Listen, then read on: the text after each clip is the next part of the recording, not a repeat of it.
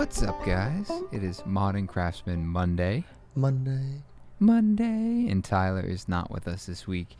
He's enjoying some much-needed time off. He's vacation Tyler, as Vacation Rach Tyler. put it in a previous podcast. Oh, that's what that. I saw the text. I wasn't catching. Yeah, the that's what joke. she said. That the only way she gets Tyler alone, like not connected to work, is she has to take him out of state. And the best Tyler is vacation Tyler. Ah, God. Now I'm in on that text message. Well, who we do have this week is Adam Heffner from Maker Table. If you guys don't follow him, well, John, you've worked with him before, right? Yeah, twice. He did the steel signs for us for the barbershop we did, and he did all the tapered balusters, solid steel balusters for our farmhouse build. So, with respect, I thought he was strictly signs. When I was digging into it, I haven't seen his stories. I am following him now. I'm following the stories now. But we talk about more than just signs, more than just metal fabrication. We go down a rabbit hole of organic food and that it's a sham. Dude, he brings up like, was it Henry Ford, Edward DeMarc, This dude Thomas walked Jefferson. around for 3 years with his phone in his hard hat so he could learn at work. This one's a good It's one. an amazing one. Yeah. This podcast is brought to you by Duration Moulding and Millwork. Too cold to install siding properly? Yes, that's true with most products, but not with Duration. Because end cuts and rips of Duration don't need to be prime painted or otherwise sealed, you can install their siding right through the winter months, no problem. No need to worry about clearance issues either from grade, roofs, patios, or even other boards. To learn more about Duration Polyash products, please visit their website at durationmillwork.com. What's up, man? How are you? Love that stash. Oh yeah, just not wrapping up the day because I'm jumping on with you guys. Where are Same. you out of? We're just north of Nashville in a little town called Springfield. Nice. Good old Tennessee. I met up with Matt from Emergent out in Nashville a couple years ago, but we stayed in Leaper's Fork. Do you know where that? It's like 30. I don't know what direction, but it's like 30 minutes outside of Nashville. What's it called? He's Googling Leaper's Fork. Oh, It's where- Leper's Fork, I think. Maybe Oh. Leapers. I don't know how they pronounce that. Mike Wolf lives there. Like Kid Rock has a place there. Oh, it's dang, yeah. it's the craziest little town I've ever been to in my entire life. It's like LA. It's like getting into Hollywood Hills or something. No. It's total like podunk. Like the grocery store is also a cafeteria with like those gallon-sized canned beans, and then it turns into a nightclub when it shuts down. The restaurant has. It's like it. I talk about. It's so worth going to. It's just an amazing place. But you have to go. We went around Christmas because I remember they had a Christmas parade, and it was the biggest deal. And Kid Rock sat in the car like cruising through the street. The side like. It was lined with people cooking on the side of the road, and these people were like world-renowned chefs. It's very weird. It's you're in this town and you're just like, I mean, there's nothing. I don't want to say there's nothing special because anyone that's from there, I feel like I would be insulting them. But it's just it's very basic. It's very, very basic. No frills, and then all of a sudden it's just we were sitting at dinner, and Kid Rock and Mike Wolf sat down just to have dinner, and you're in this like little tiny dining room because the restaurant is an old house. Yep, that's Nashville area in general. Yeah. We're probably Springfield's fairly similar to that. Like the best barbecue in town is actually at a gas station. I love that. It's awesome. I think it's coming back because you have what is it? Dave Chappelle in Ohio has his own thing. I feel like that's coming back. This whole There's one out near you, John, isn't there? In like Norfolk, isn't there a barbecue place, an old gas station? Might be. I think it's near Rentham. It's right in Rentham, yeah. Norfolk. Yeah, and I have a random customer that he's the songwriter for a really huge name, country singer, and then I've got a guy who was just opening for AC/DC on the bass. He's now working for me through this COVID thing. So there's just like all kinds of people involved in that industry all over. You know, they all kind of go to the rural areas, like Hendersonville's where I think it's not Garth Brooks. Who is it? Anyways, it's just this whole place is littered with music people, and there's a huge LA exodus happening right now. People escaping California like I did and coming to Nashville. So I got a call today for a new house. In where? Me? I got a call today for a house that they live in LA right now, and they're building one in Wellesley, which is fun. Yeah, it's a huge exodus right now. Huge. I thought I only heard it through like Rogan. I'm like, whatever. But no, it's the second one. One of my other friends, his sister that works for iHeart, she just moved to Duxbury. Looked at renovating the house for them. They got out. So it's happening. But they're still selling their houses for good money. So it's not like you're getting screwed on the back end. Yeah. No, it's you move up. Like I had this theory we were gonna basically jump up like a decade in our financial lives by moving out here, and we basically did. Wow. You grew up in California? Yeah, I grew up in Central California. It's Modesto, Stockton area, if you guys are familiar at all. But it's basically where all the food comes from. It's super country. It's like super cowboy. It's not LA. It's 60 miles from San Francisco. Okay. But it's like as diametrically opposite from San Francisco as you can imagine. It's the Central Valley is its own microcosm. It's real blue collar. They want to like secede from the rest of the state. They're kind of like Texas in that regard. They want to like be their own thing, even though like all the tax revenue from San Francisco and LA is the only reason we have roads. You know, like Highway 99 is totally funded by San Francisco money. You know, so they couldn't survive. Like if you took the Central Valley as its own state, and California is like one of the wealthiest states in the union, right? If not the wealthiest. And if you took the Central Valley by itself, it would be like the 47th poorest state in the country. Wow. So it's a lot different than the California most people see on TV. So what made you move to Nashville or Tennessee? Really this business, you know. I was an econ major. I never finished, but we were just tired of California. I had my first daughter, and we were talking about having another kid. And the schools in our district were 1s out of 10. Like one of the superintendents was a chomo and got arrested. Like the year before my daughter was supposed to start school. We got a knife pulled on us at the park in our neighborhood. We had tweakers squatting next door, stealing water out of my hose to flush their toilets because they didn't have water service at the house.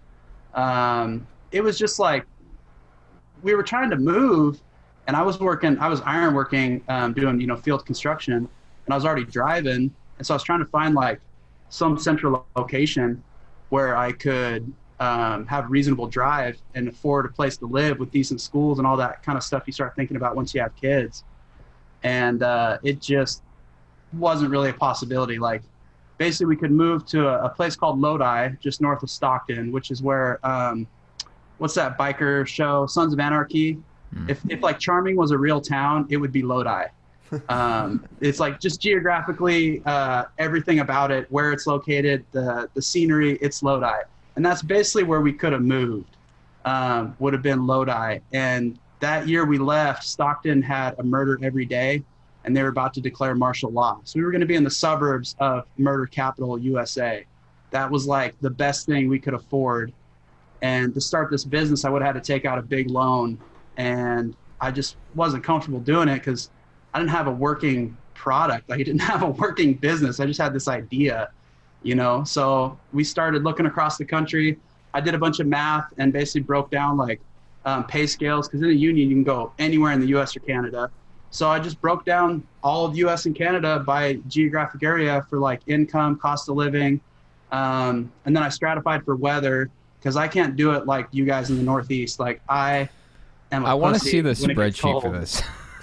Oh, there's it's a like spreadsheet. Red, green. Hold on, add weather back to red. Yes. So there's a few like kind of Goldilocks zones, like Bowling Green, the Carolinas, all over Tennessee, were all really good ratios of income and cost of living, good weather. You know, in the union at the time, I had to go for like a strong union state that had, you know, decent representation. Texas is garbage if you're a union hand. I'm sorry, guys. But I actually lived in Texas and never again. So Texas was out, and I started calling around to the halls, and Nashville's hall, they said, well, you know, we'll kind of see. And he's like, give me the put off. And then he goes, well, okay, what's your book number? So he looks up my book number, and he saw my welding certs. And in California, everything's seismic. So they've got really strict welding certification process. And I could just hear him light up. He's like, oh, man, you can, yeah, we got job for you, man. Just come on down. We'll put you to work.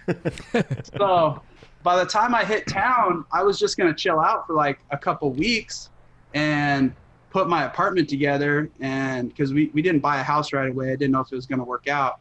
And the coordinator at the hall called me, and he's like, are you in the state? And I said, yeah, I just showed up a couple weeks ago. He goes, boy, I done found you a job. I found you 2 jobs. Who you want to work for? And one was a local contractor and one was an out-of-towner. And I picked up on this local contractor. And for the first month, they paid me to sit in the yard and straighten chokers for 4 weeks because they just wanted to keep me on the hook because they had a job coming up and they needed my welding certs to weld the moments out on the building. And so they just paid me to sit in their yard and hide in the Connex for 4 weeks. It was the longest 4 weeks of my life. Like, I reorganized their whole backyard, straightened all their chokers, inspected all their welding machines, fixed like everything I could find back there, and just tried desperately to stay busy. Damn. So that was when I came to Tennessee. It's a totally different place because they stick weld pretty much everything here. It's insane. 7018, which is the slowest, most old school process aside from straight up like oxy-fuel brazing stuff together. Stick welding, it has one of the lowest deposition rates of any welding process. So I came as a wire welder, and I could weld 2.5 to 3.5 times more than a stick welder as one person.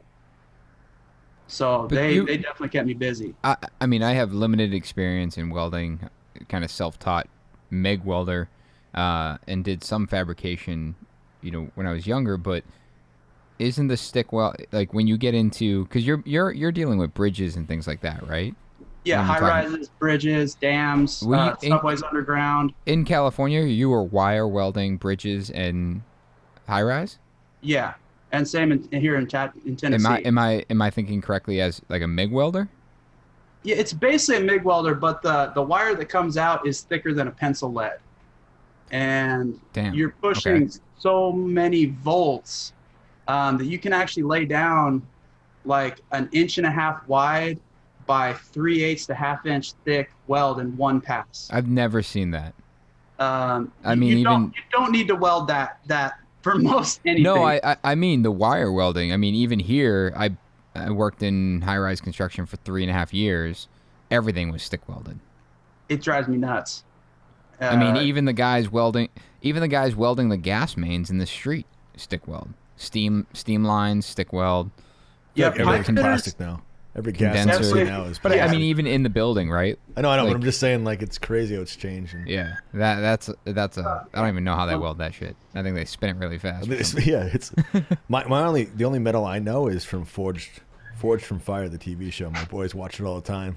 So they make knives and they forge. It's like a blacksmithing show. And my boys are always like, when they introduce each person, they're like, they show their stats of how long they've been in the business. And it's like, my son's like 3 years part-time. Like, and it's funny how like there's not a lot of people in that industry. Like, it's always people part-time and they have something else going on. But that's another rabbit hole. It's not a very lucrative business, man. I'll tell you that right now. Dude, you're killing it. Which one? Well, forging. Yeah. I mean, forging. Because I just rehabbed. I had a sinus surgery a couple months ago, and I watched every single Forged in Fire while I was stuck on the couch. So now I want to buy a forge, and we just did a little forging project. Yeah, I saw that. I was like, yes. And that thing took 3 days. 3 days to make a fire poker set for somebody's fireplace. You know how much I'd have to charge for that? It would be a $1,600. I did the math. There's no way. I'd like. I don't think I would take that any day over the piece of crap set that I have. That like I put it in the fire to adjust stuff, and the shovel just like bends over, like it just bends, and I'm like, what? You're supposed to hold together. Like works. Yeah, me and Steven were working on it, and we were like making the tongs, and we were both complaining about every set of tongs we've ever used. Either they like open so far and you have no leverage, or you have all the leverage in the world, but you can only grab logs, right. 2 inches wide, basically kindling. So we did that one right, but I don't know if we'll get into that, doing more of that stuff. It's fun. It's art. At that point, it's art, and it's like you look at guys like Jesse James. He's getting into it. He's making knives and pizza cutters, and it's like he can charge what it takes because he's got that brand behind it. Well, you want to know his secret? Jesse James, he makes billets, and I don't even know if he actually makes the billets. He could just be buying Damascus billets from Pakistan or something like that. But he develops the product. He takes video of himself making a Damascus billet, forge welding the thing together. In this slow motion, hot sparks on, blue tools, and he's got that high contrast, the great production value. And then he takes that billet and he sends it back to his way bigger shop behind his little shop that he films in, and they have CNC mills that machine everything. Really? So he'll make the billet, and then they'll drop that into a Haas CNC and carve out a 1911 frame on a precision mill. And the same thing with the knife blanks, I bet, is what he's doing. That brings up a great point of we've had this argument or discussion about, I think someone actually texted me today, and it's like, how can something be custom when it's prefabricated? And I want to question you with that, is that, the fireplace poker set that you were making, I love the value in that. I see the value in that, what it took. If it was being cut out of CNC, like how do we make people appreciate that value where it's not just but like do we need to? Yeah, but like even Nick, you just said it's awesome that it's being done this way, and even the Jesse James part, as soon as you pull the curtain back, does that product that he's offering have the same value that it did when he was forging it? No, because you're selling a story at that level. Art is selling a story. Right. You're not really selling the product or the utility anymore. And I have this battle with myself all the time. I call it artist versus scientist. It's the artist in me is not scalable. I can't grow a larger business doing art. But can I stop you right there? Can I ask you if, when you say scalable, is it profitable? Can we substitute that? No, it's not the same, because I could be profitable doing it myself and charging $1,600 for those fire poker sets. But what does it take for me to train and find somebody else that can do those fire poker sets while I go and develop the next product? Gotcha. That's a really hard person to find. I mean, you guys deal with people and hiring people and training, and I just call you for stuff. I don't need to find anybody else. Yeah, you're the king of subs, dog. Like, you guys definitely got a lot of that sub stuff figured out, and I'm still over here. I'm a paper contractor. There's fake IG accounts about me. That's the way to do it, bro. Honestly, I see that would come up later. Beauty in that. Well, I mean, John, just to elaborate on what I mean by do we need to, I think for certain people, no, it does. Like, we're not, to dedicate time trying to teach someone the value behind Jesse I'm going to use him as an example, making that handmade one versus the CNC. I mean, the majority of people don't care.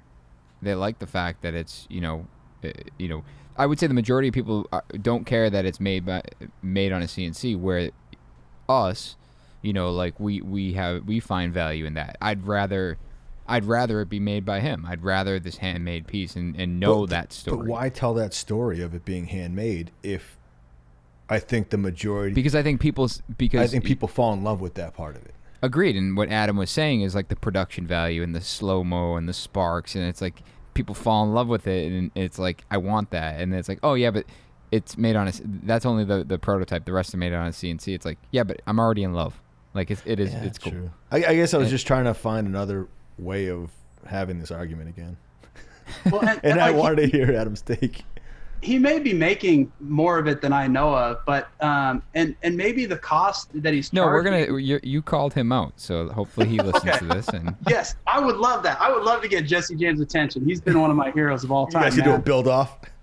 Yeah, He did those against like Orange County choppers. Remember those? Oh yeah, with the Tuttles. Oh, Yep. good lord. Yeah, that would be hilarious. We're just in different leagues, man. He's like motors and mechanical stuff.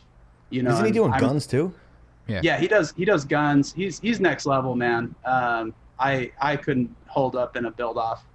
I mean, outside looking in, he, you know, and the little I know about him, it's like he became famous for his bikes.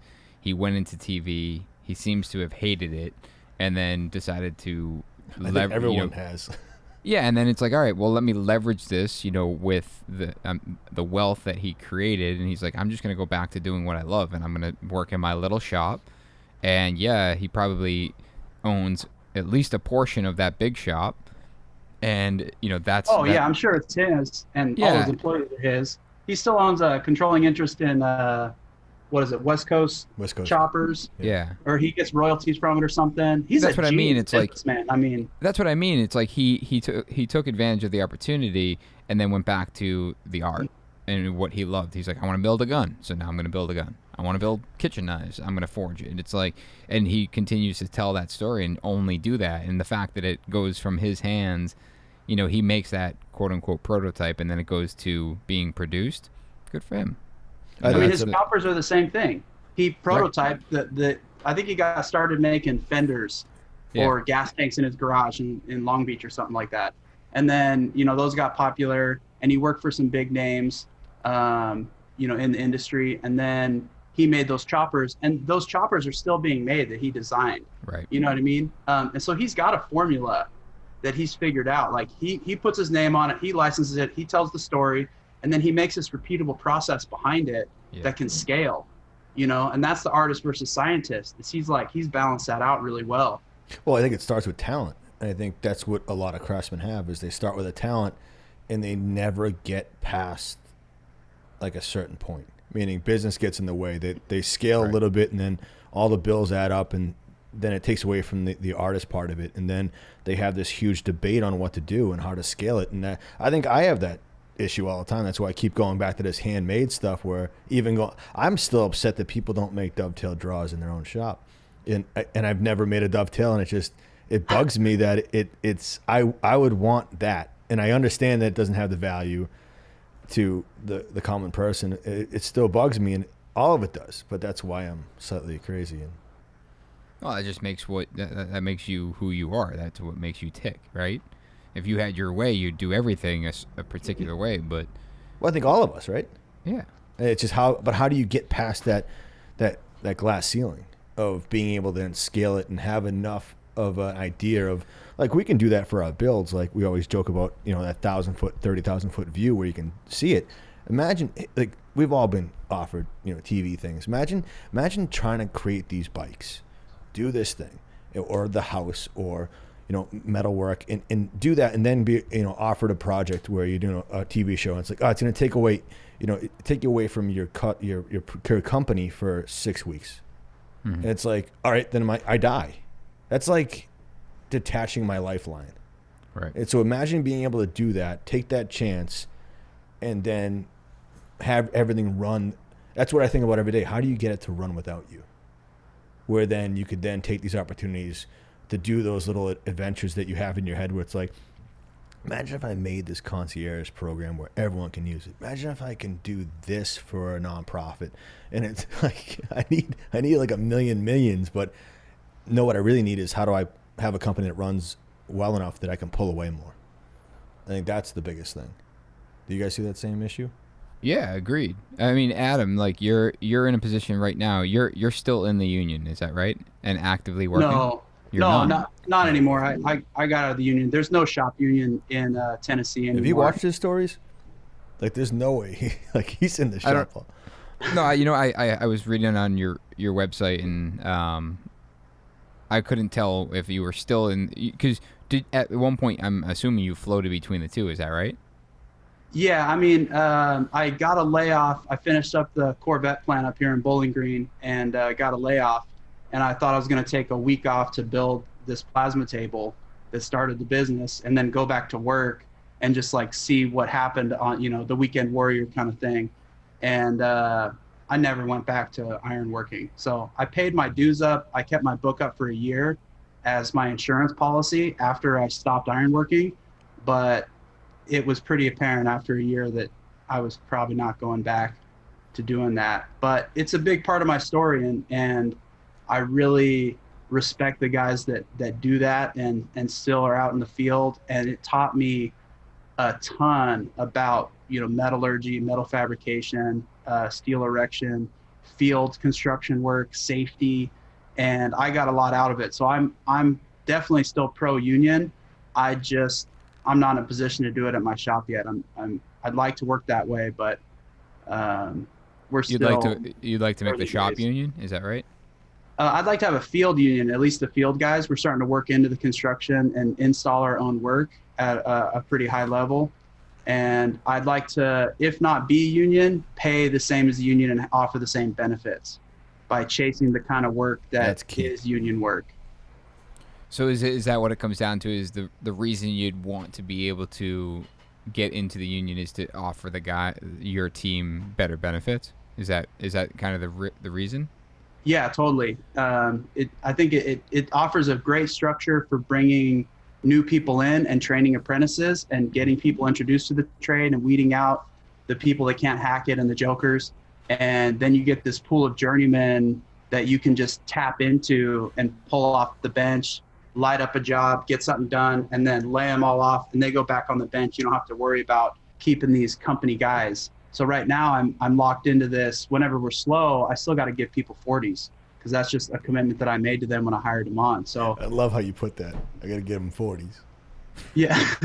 Well, that's how I feel about it. That's awesome. That's the deal here. But and forgive my ignorance, what's the difference between having a company guy and you say lay them all off and they go back on the bench? I mean, they can go to another shop and they can do But why can't the guy that's working for you that's not union? Well, he doesn't have a hall. He doesn't have a hiring service that every single steel erection shop in a 120-mile radius is going to for labor. So they're on their own out in the big ocean trying to find their own work. Where if you're in the union, as soon as you get laid off, you call your BA and say, hey, put me on the board, and you start working up that list. And as contractors call in for people, you work up the list and you get hired off. Or they can jump in line and request your certs. Then call up and say, hey, I need somebody with NR 232 welding certs, a rigging certification, and scaffold erector cert. And then they have to go down the board and go, okay, you're the first guy that has all that. Hey, Adam, you want this job? So the benefit there is when you lay them off, they're automatically being placed somewhere else. They're taken care of. Yeah. So if I lay off these guys, I better have a real good reason, I feel like. And not to say that, if we were purely field construction, a good reason is the job is over. And you don't always have something for them to jump onto next. But we are this weird mix of shop and field fabrication, and then we have an online business as well that we run. So I have places to put people right now, but if I was purely field construction, I would really like to be in the union system because you basically get a really specialized labor ready. You get a temp agency is a good way to look at it as a contractor of these. Well, that's kind of where my mind's at. That's how, I guess that's where I struggle, is that you're saying that these guys are trained and they're journeymen and it's a really qualified pool, but I think it's foolish to assume that every one of those guys is going to be up to snuff, right? Oh yeah, there is slap dicks in every single hall. There slap is. Dick. I love it. A whole vocabulary lesson coming here. I love this. Oh, I'm trying really hard to keep it fairly clean. No, dude, do it. Do you? I could light this sucker up. But you definitely. Here's the big problem, and I'm probably gonna get in trouble for this. The big problem in the trades is drugs. It's pill popping, it's drinking, and I'm not going to say it never happens on the job site, So, and these halls can let that stuff go and protect people that live that kind of lifestyle, and other halls don't let it go and don't protect people that have that lifestyle. So you can get into some halls where there's a bad culture, and you're going to get this kind of a poor pool of people. So it's not a guarantee, but my experience and my training through the union was so valuable that I recommend it to people if they're just looking to get in the trade, especially if you're young and don't mind traveling and can just like live the job. It's you don't have a very good work-life balance, but if you're just trying to get moneyed up and gain some skills, that's probably the fastest, most foolproof, organized way of doing it. You have to really humble yourself and walk in like a cross-eyed retard that doesn't know his left foot from his right and just assume that everyone else is superior to you. And that takes some getting used to. They use a lot of like prison terminology. They'll call you a punk, which on the West Coast is like automatic fighting words. In most situations, if somebody calls you a punk, you're supposed to throw hands. But in the union, you're just supposed to take that. You are a punk your first year minimum in the trade. You're a punk, and you just better accept that. You don't know anything. You're probably going to hurt yourself, and most likely you're going to hurt the guy next to you. So get out of the way and shut your mouth, and we'll tell you where we need you, punk. So, that's talking directly to me, right there. I'm just saying, like that's ironworks. So if you're going to get in, the ironworkers are a rough crowd. They say you got to have a felony, a divorce, or I forget what the third thing is, but basically you got to be a rough character to even want to get in ironworks. Like something had to have gone wrong in your life. See, to end up as an ironworker. It's so funny because I feel like they are their own brotherhood. They're like it's a completely different group of people, and every time I was on site with them, I was part of a team that we did one high rise in downtown Boston. And I would hang out with all the groups. I like how you put that. That was cute. What? I was part of a team. Part of a team. I don't know. Yeah, I was good. I was the APM. But you're a politician now. Yeah. I hung out with I would talk with all of them and chat with all of them. And the ironworkers definitely hated me. Like, definitely pretty sure they dropped a nut 16 floors up right beside me on purpose. But out of were you everyone, rocking the skinny jeans back then? Probably, yeah. And a did brand you new tell me hard you had hat. carpentry experience? That's the fastest way for an ironworker to hate you. Is carpenters versus ironworkers. That's like tales all this time. There's going to be a Disney movie about that someday. movie. Adam, out of the 180 guys that were on site, when I left, the only group of I wanted to be an ironworker so bad. I have no idea why. Dude, it takes a set. It takes a set. Yeah, I was just like, those are if I would go back into this, I would go and be an ironworker because they're psycho. Crawling and I mean that with the most respect. Is like, and I have John used him. Ryan, he's an ironworker and he's a young kid, started his own company. And I tell him all the time, I'm like, dude, if I ever give up this business, I'm coming to work for you. I just want to walk beams and do cool shit.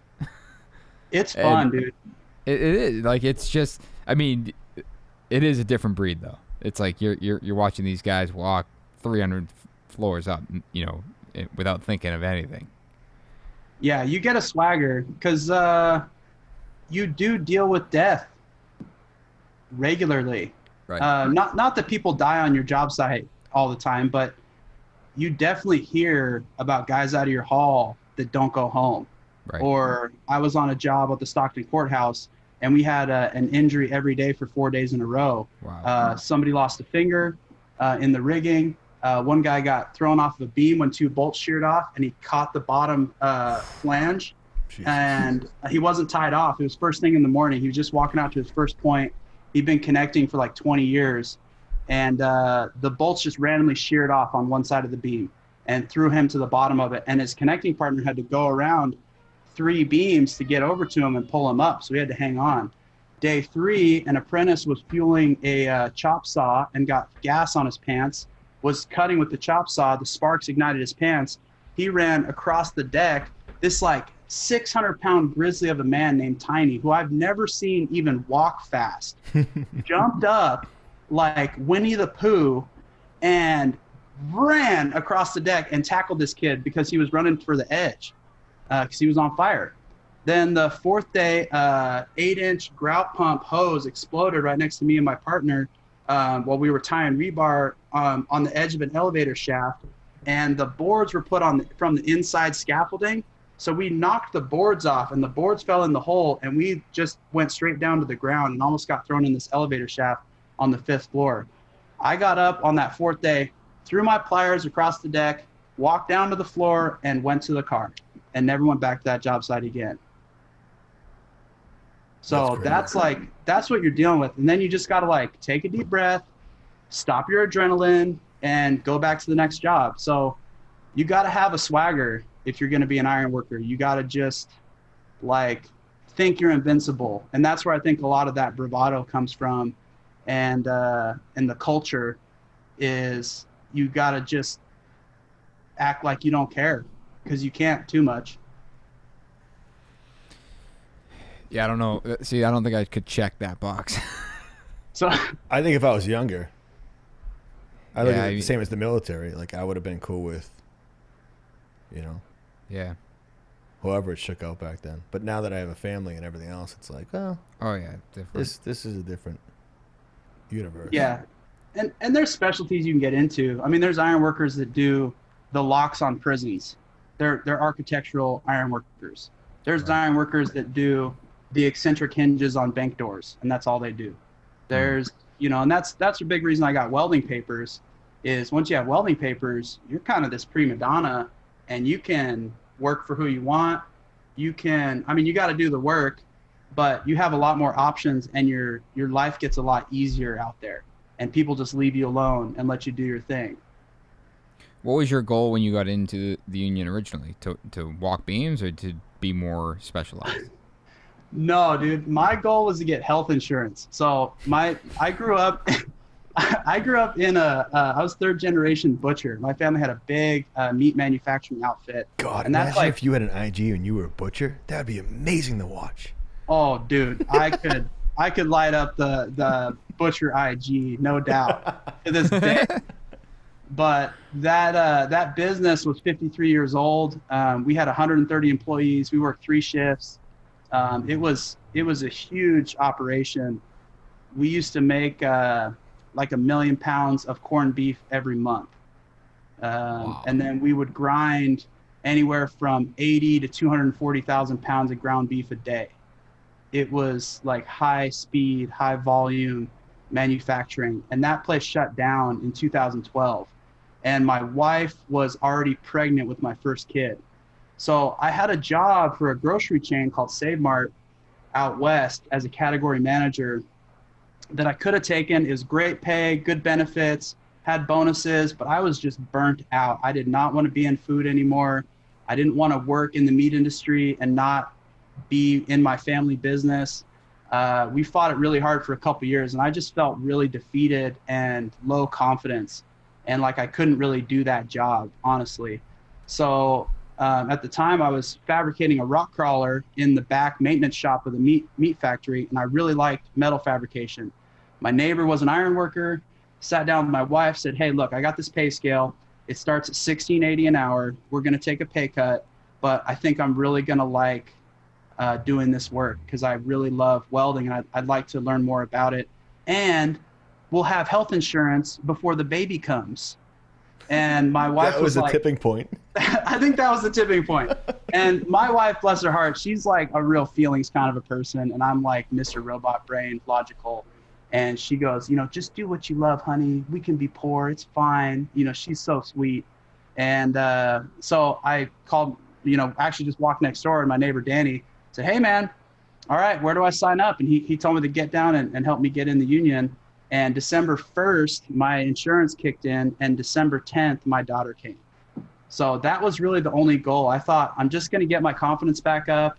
I'm going to do this ironwork. I had no idea what I was getting into. I didn't even know they walked beams. All I knew was like the pay was all right. They had health insurance and there was tons of overtime. So that's how I got into the ironworkers, was actually an architectural job. We had 230 ironworkers building a prison hospital in California. It was supposed to be a 3-year schedule and the funding was going to run out in 18 months. So they just manned this sucker up, piled all the trades on top of each other, and let us all loose on this job. It was pretty wild, but it was nothing like regular ironwork that most people think of in the beginning there.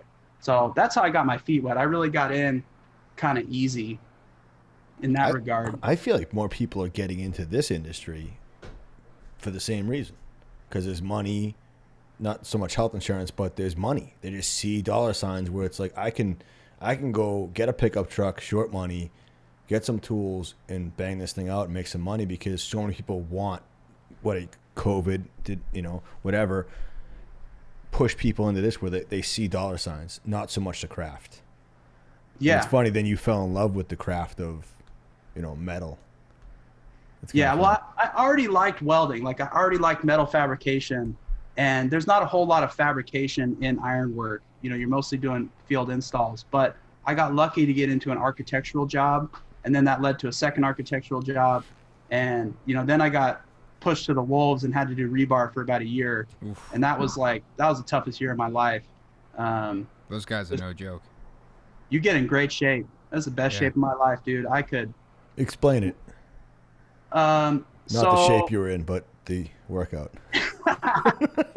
Let me tell you about the Olympic level athlete I was here. I was doing freaking decathlons every weekend, Ironmans. You don't even know, bro.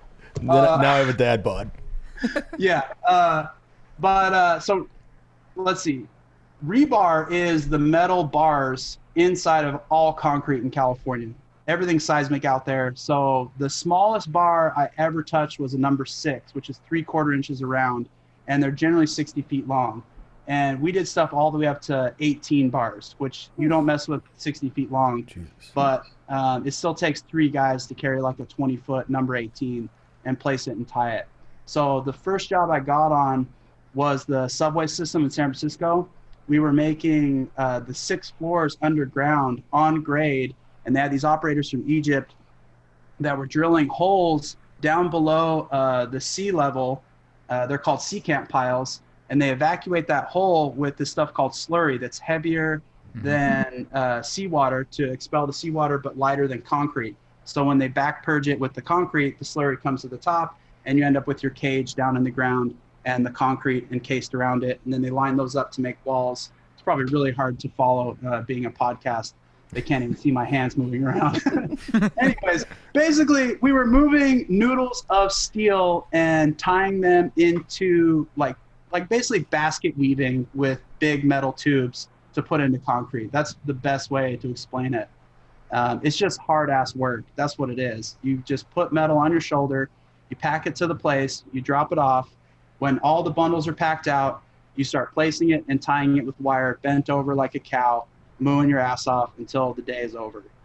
That's pretty much rebar in a nutshell. It's like the hardest work that's still legal in the United States other than picking watermelons by hand. All right. So that's... Do you think that monotonous work, and is there any gratitude in it? Is that what leads to some of that drug abuse? Oh, I think it's the pain is how it starts, is your body pays.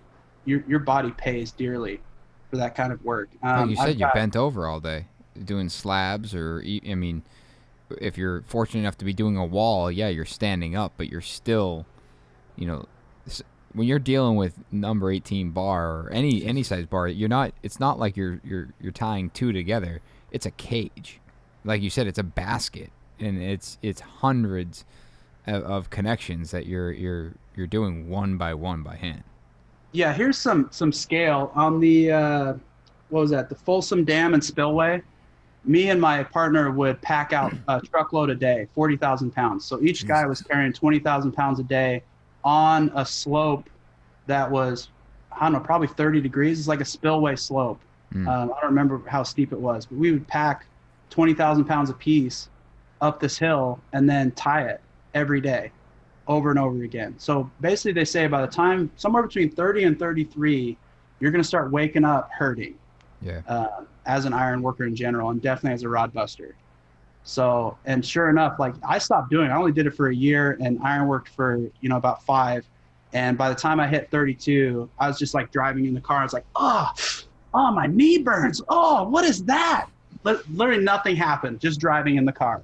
So, and I've got buddies having multiple back surgeries right now that are rod busters, and knee surgeries and carpal tunnel surgeries in their wrists and hands.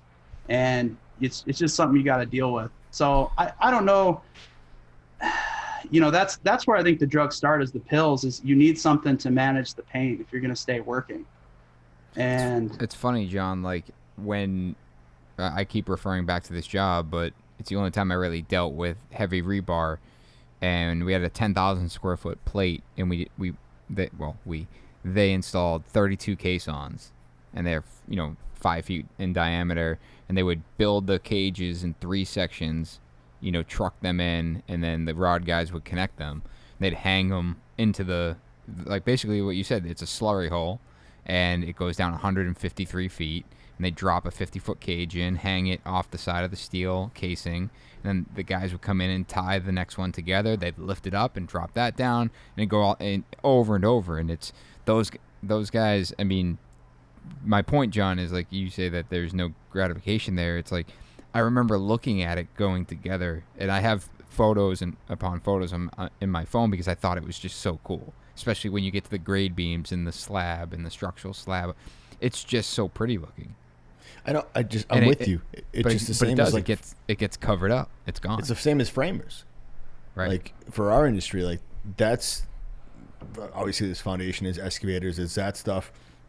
But framers, as soon as they're done, you're like, get the hell out of my way.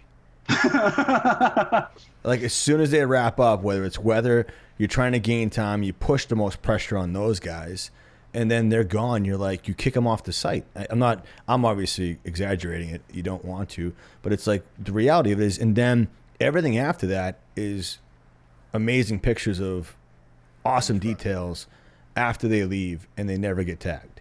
And so I guess I can see similarities there because it's the closest thing to that type of work for our industry, where it's LVLs, there's some steel, it is backbreaking, and it can be monotonous. And I feel like that is also where I found the most drug use from when I've been in the industry.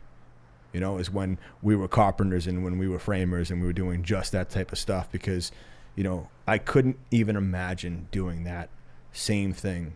That's one of the things I love about this industry. It always changes. There's something always changing. But when I was younger, man, digging holes and raking out stone in the bottom of a foundation, that gets old quick. And I was like 16 at the time, and obviously ripped like you were back in the day, doing triathlons and crushing miles and plates. But no, that was great because that's what my life was. But I could not even imagine looking back now that I would keep that going.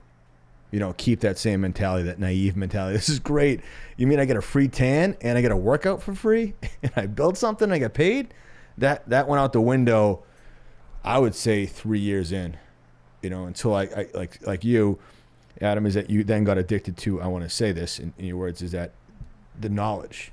Like you want to get your welding papers. I was like, oh my God, I can do more than just, I would like lump up TJIs like it was going out of business. I would tie the rope around my waist and I'd run across the deck for a 28-foot eye joist to come flying up and over and then land where I wanted to land. I was just the human lull. I loved it. But yeah. And then as soon as I got into like doing floors and that stuff, and I was like, wait a minute. Like it was this white light. I was like, I love this. I know I can do the other stuff. That's just fun and backbreaking, but I didn't know it was at the time. And then as soon as I got into a taste of that, like, what else is there? Like, I can do carpentry. Isn't just this, it's all this. I was like, all right, dude, I'm in. What was that like for you when like welding and got your papers? Like once you got that, you're like, did it open up like a whole new level in a video game? Oh yeah, actually the video game analogy is great. It's like Sim City. My life, I feel like I just like level up. especially now that I'm buying equipment and stuff. You know, I started with like a hand plasma cutter, then I got a CNC plasma cutter. Now I have a fiber laser with an automatic sheet loader, you know, and then like my benders and stuff, it's like bloop, bloop, bloop, bloop, bloop, you know, and I'm looking for the next mushroom so I can dun, dun, dun, dun, dun, dun, dun, all the way through the shop. But that's what I love about metal is it's endless, I feel like. And that's why I think people like Jesse James, you know, that we mentioned earlier, he's jumping around to all these different things, but it's still metal because it's endless, the amount you can learn. And I'm just hooked on new. I love anything new, anything hard, any challenge, any little mountain to climb, to go say, yeah, I did that, another notch on my belt. I'm really ego driven probably at the end of the day. And I like accomplishing new stuff and figuring out new things. As soon as I have it down, that's why I try to chase scalable stuff that I mentioned earlier. As soon as I have it down, I want to train somebody else to do it and have them keep doing it. And then just check back in every once in a while and make sure that's going good. And then go learn the next thing and set somebody in that spot and then check on them and the next person. And then once I get 3 or 4 projects going, I'll hire a manager and have them check back on those things and train that person. And then I'm just checking back in with the manager who's managing all these different projects. Dude, can I hire you as a business coach? Because you just made it sound so simple, and I want to do everything you just said, but in my business. Yeah, so I don't know how to apply it to every business, but I think a lot of businesses have the same problems. We're basically removing inconvenience for our customer. That's the name of the game in any business. Right. Like, we work for smart people. These people could learn how to weld. They could learn how to frame. They could afford a table saw and a pickup truck, and they could get out there and do it themselves. But it's inconvenient.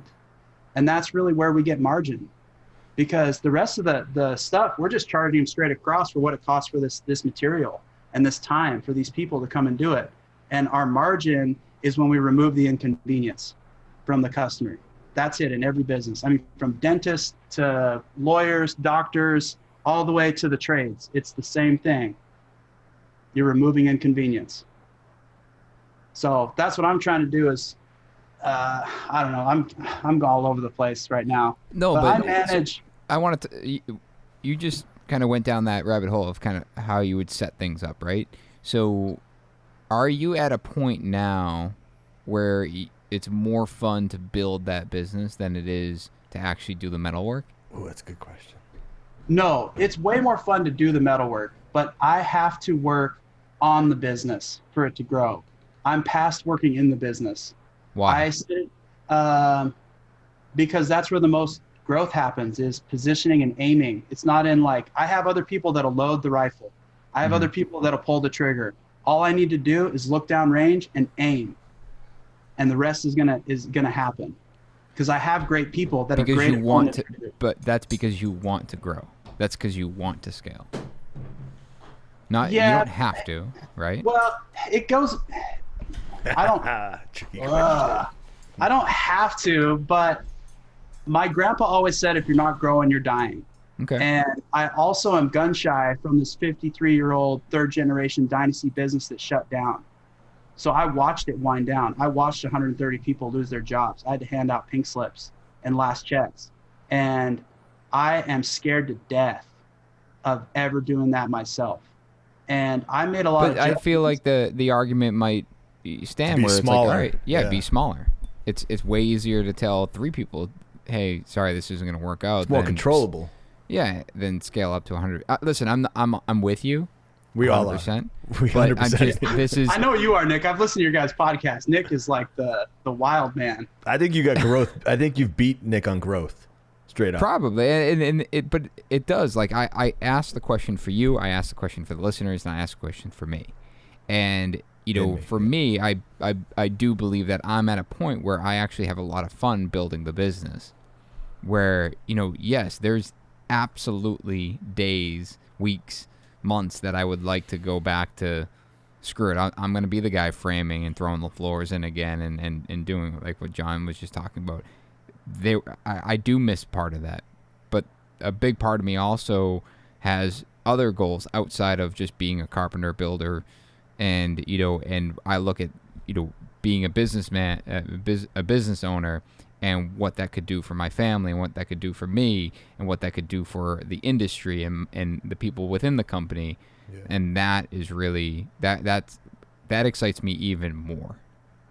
So that's why I asked the question is, are you at a point where it's becoming more fun to hire people to replace the things that you don't like to do or the inconvenience for you, not the customer, but for you, so you can sit there and just aim downrange?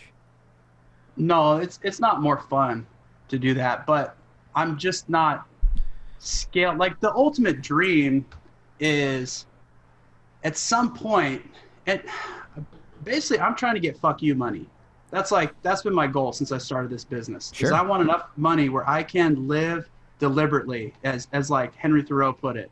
Like I want to be able to live under my own decision making without any outside influences driving what I need to do, without a customer telling me, that's a little darker than I thought it was. Do you have that white? That white's perfect, but is it glossier? Can you do glossier? The same thing. Like that stuff drives me nuts, the minutia. I just want enough money where I can just flip the bird to those people and say, you know what? I don't really want to do this project. Let's not do this. How about you lose my number and we call it a day, but I'm not there yet. So I need to scale this business a little further until I'm to the point where I can start making decisions on my own free will, and those are like some gross generalizations and probably going to piss off some real customers if they know I'm talking about them. But, that's the deal. Those are all real situations. No, I mean, I'm with you there. I mean, do you see the light at the end of the tunnel? Sorry, Nick. I just go ahead. Like, I feel like every year I'm always like, I'm so much closer to having that, what I want. And then I don't know if I'm lying to myself. Like you just said that you're not there yet. When you say it like that, does that mean that the light is super faint at the end of the tunnel? Or are you like, I'm close, man. Like I can see this all popping if I just get this one more tool, this one more job and a couple more people. Is it doable, or are you just lying to yourself? I'm probably lying to myself, but I clearly see a path.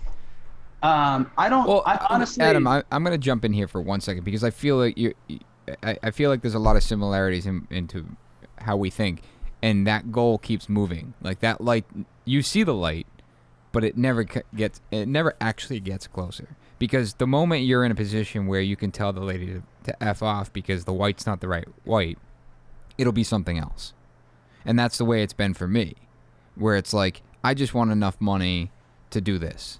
And then you achieve it. It's like when you bought your laser machine. There's probably, if you think a year or 2 years prior to that, it's like, I just want enough money to buy that machine. And then you buy it, and then that goal moves. It's like a couple podcasts, I jokingly said, I want to own a mega yacht. It's like, but that's, you know what? Screw it. I'm going to throw that down. Like, I don't know if I'll ever own a $200 million boat, but hey, why not?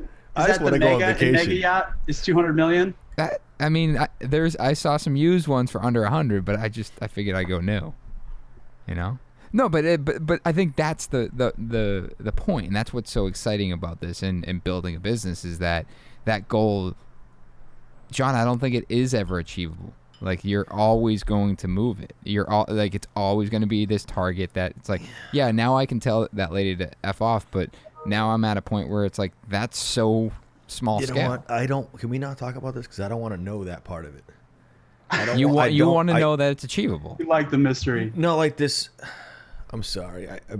My company's only 3 years old. And it's gonna sound like an asshole, but it's like I don't want to do it anymore. You don't want to do what?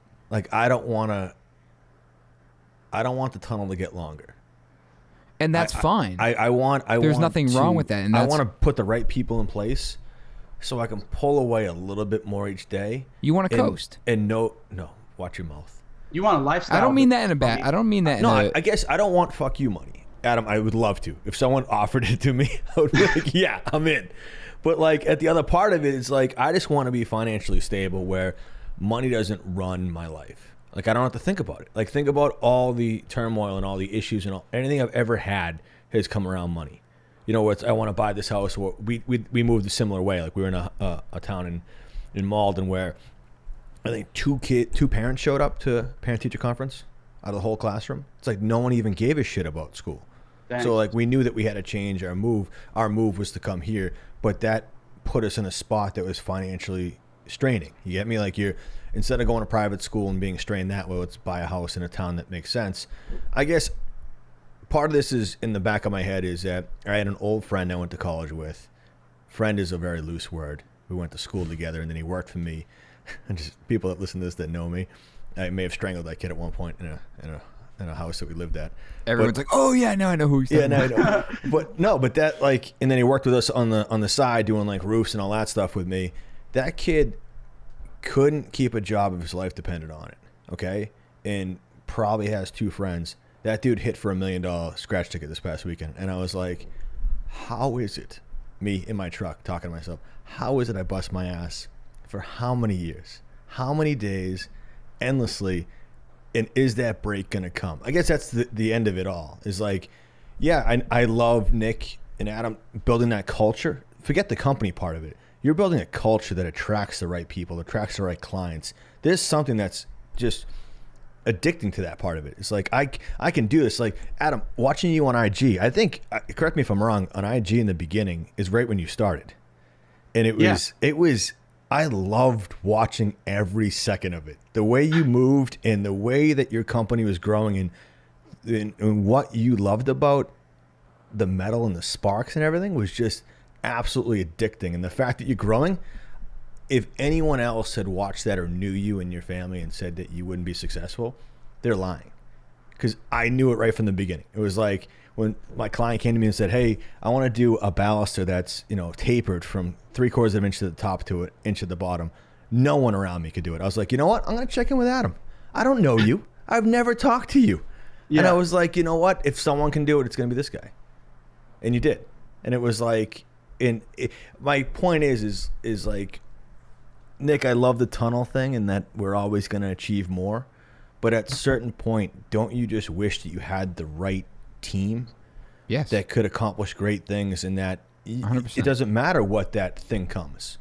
I think you don't have to acquire a new employee to do that project. I think there's definitely times where I don't I don't want the mega yacht anymore. I'm using that as an extreme example. But there's definitely times where it's like, you know what, screw it. I want to sell everything. I want to go back to having a more simple life and live below my means and not go after the big business, the big scaling, building, $1 million homes, any of that, and just have a simpler life. But I always go back to wanting more. It's just the way I'm wired. So John, I don't like when I said for you to coast, I didn't mean that as an insult. And I mean that as, there's probably going to be a time where it's like, all right, I don't want to keep chasing this. And you're completely, it's completely fine that you don't want, that you want to actually see the light of it at the end of that tunnel. And it's up to us individually to just decide where that light is. Do you ever think, either one of you guys, like today I thought about it, is that like there's certain people in my company that I'm like, I think it's 3 more years till like everyone's in a place. No, it's not what I was hoping. It was that like I think in 3 years is where everyone will be in the right. Like I have to put another 3 years in of straight up. No yeah, but BS see that's what I'm getting at is in 3 years from now, you're gonna say it's 2 more. Not my goal. Not like what I want to be accomplishing. It's like the people that are in, like Nick, the people that you have working for you right now, and Adam, the guys that you brought in or girls that you brought in to do certain things, that they're now learning their systems and they're getting their feet wet. Like when you moved and you were like, I'm just going to get my pad set up for a couple weeks. But then you jumped right into something because of your experience.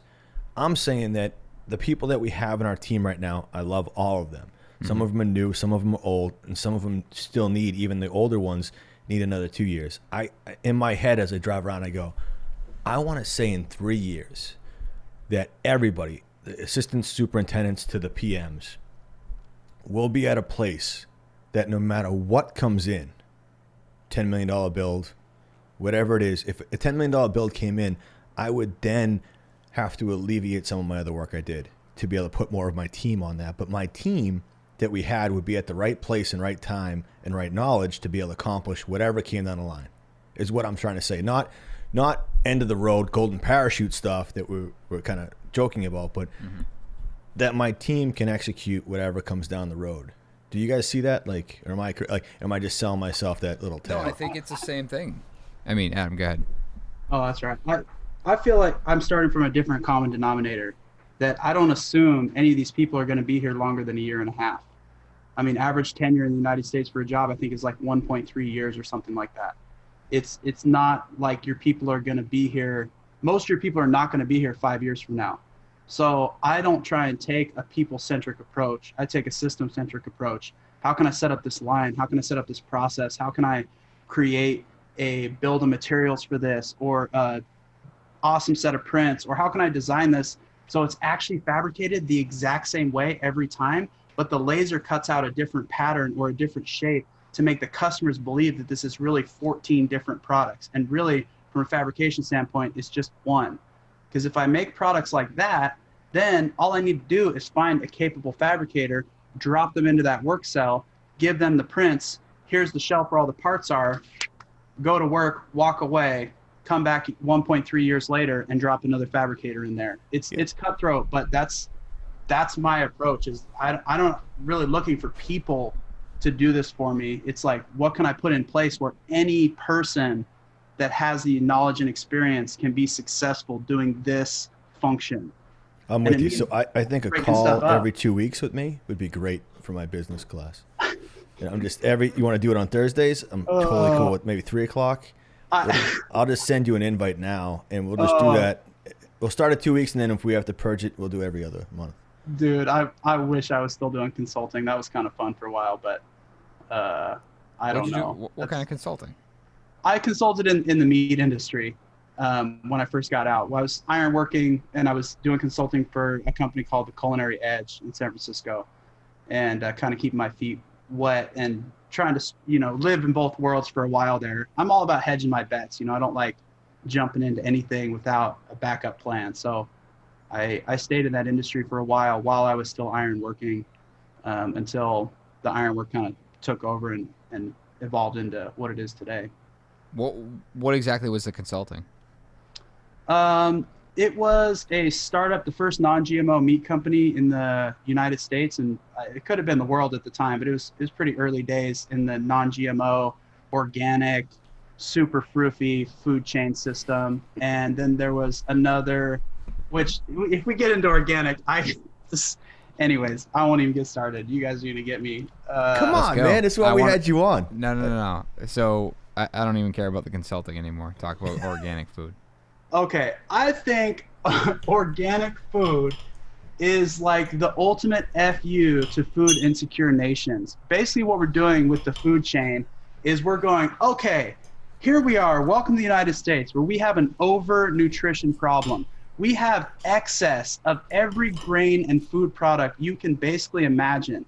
We export around the world. We produce so much food here and so much corn syrup that our entire population is overweight, overfed. People in poverty, one of the biggest problems is they live on these like food deserts where they can't get fresh produce, but they can get all these like grain-based nutrients like, chips and garbage junk food basically. And we have too much nutrition here in the United States. So there's this whole movement of going organic, which is less efficient use of the dirt. We've like gotten so spoiled and so used to having food everywhere all the time that now we're cool with taking our dirt and assigning it to this organic process that is not better for you. It just makes people feel better. It goes back to the artist storyline. It's a story people are selling. Or there's no proof that organic produce or meat is any healthier or will give you more longevity. It still comes down to macronutrients. It's like fat, sugar, protein. That's all your body recognizes, in gross terms. Of course, there's minerals and vitamins and, all the important drops of sunshine you have to get throughout the day. But basically, that's what it comes down to for nutrition. So the people that heavily invest in organic are really investing in a storyline, and they're pitching it to you as this good for the earth, better for you, better for your family crap that I just don't buy into. So that's my basic view on organic is we're taking the most efficient form of food production and making it less efficient so we can get a higher margin. I feel like you're probably talking about specific food groups, but I think of like just like the additional chemicals. Let's use candy for example. Like Justin's peanut butter cups are strictly chocolate with peanut butter in them, where a Reese's cup is essentially the same thing, but it's got all these other, I'm going to call them chemicals. Don't say processed foods. I don't know what it is. It's things I can't pronounce, where it's like, well, why am I eating that one that has all these, I'm going to keep saying chemicals in quotations, things that I don't know, when it's like I could eat just chocolate and peanut butter. And I think it goes in, and look at Whole Foods. I think they have a very specific, like they have a list of ingredients that they don't allow in what they sell. Yeah, but why? What are the harms of those chemicals? That's all they do is they do air quotes and say chemicals and float their eyebrows up and down a few times, and your brain does the rest of the storytelling for them. They have there's no concrete evidence. And the people that put those chemicals, quote unquote, in the food are PhDs in food science, dude. Mm-hmm. These are not like Joe Schmoes. And if you've ever gotten anything through FDA or USDA approval, you know that they're not allowing anything in the food chain that's even questionable or suspect. Like the most questionable thing we ever put into food was soy protein. And if you actually get a large percentage of your protein from soy, which is a complete amino acid chain, it should be one of the best sources of plant-based protein out there from amino acid standpoint. But when you look at the hormone effects of soy in high levels, you can actually start producing extra estrogen in your body if you're getting your soul nutrition from soy. But that's organic soy or highly processed chemical soy, that's done from Monsanto GMO seeds. It's the same problem. It's funny. Like I actually saw an ad today or something on social media where it was like 1960, this is the size of a blueberry, and then 2020, this is the size of a blueberry.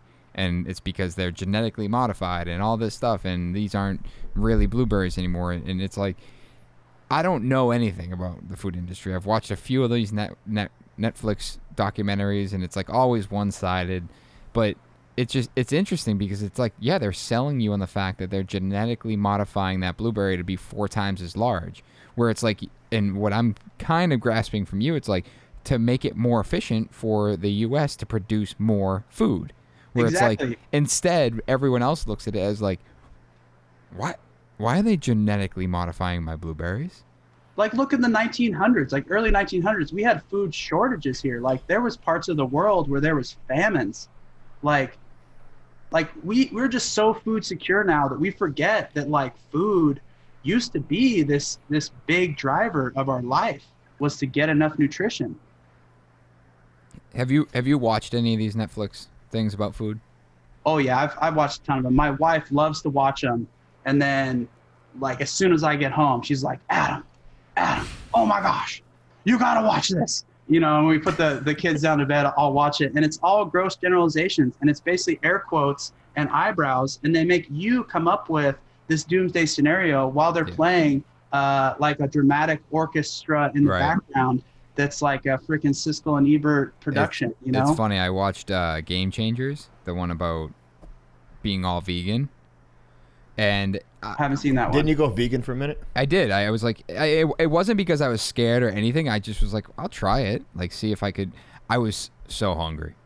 I could not consume enough food. I was like, I just can't do this. And then for like 2 weeks after that, I ate steak every night for dinner. But it's ghrelin is the hormone that's not triggered when you don't eat a full amino acid chain. And ghrelin's the hormone that makes you feel full. Yeah, so, and it was, and and I had, I have a few friends that are vegan, and it's like, I really wanted to see it, just to see if I could do it.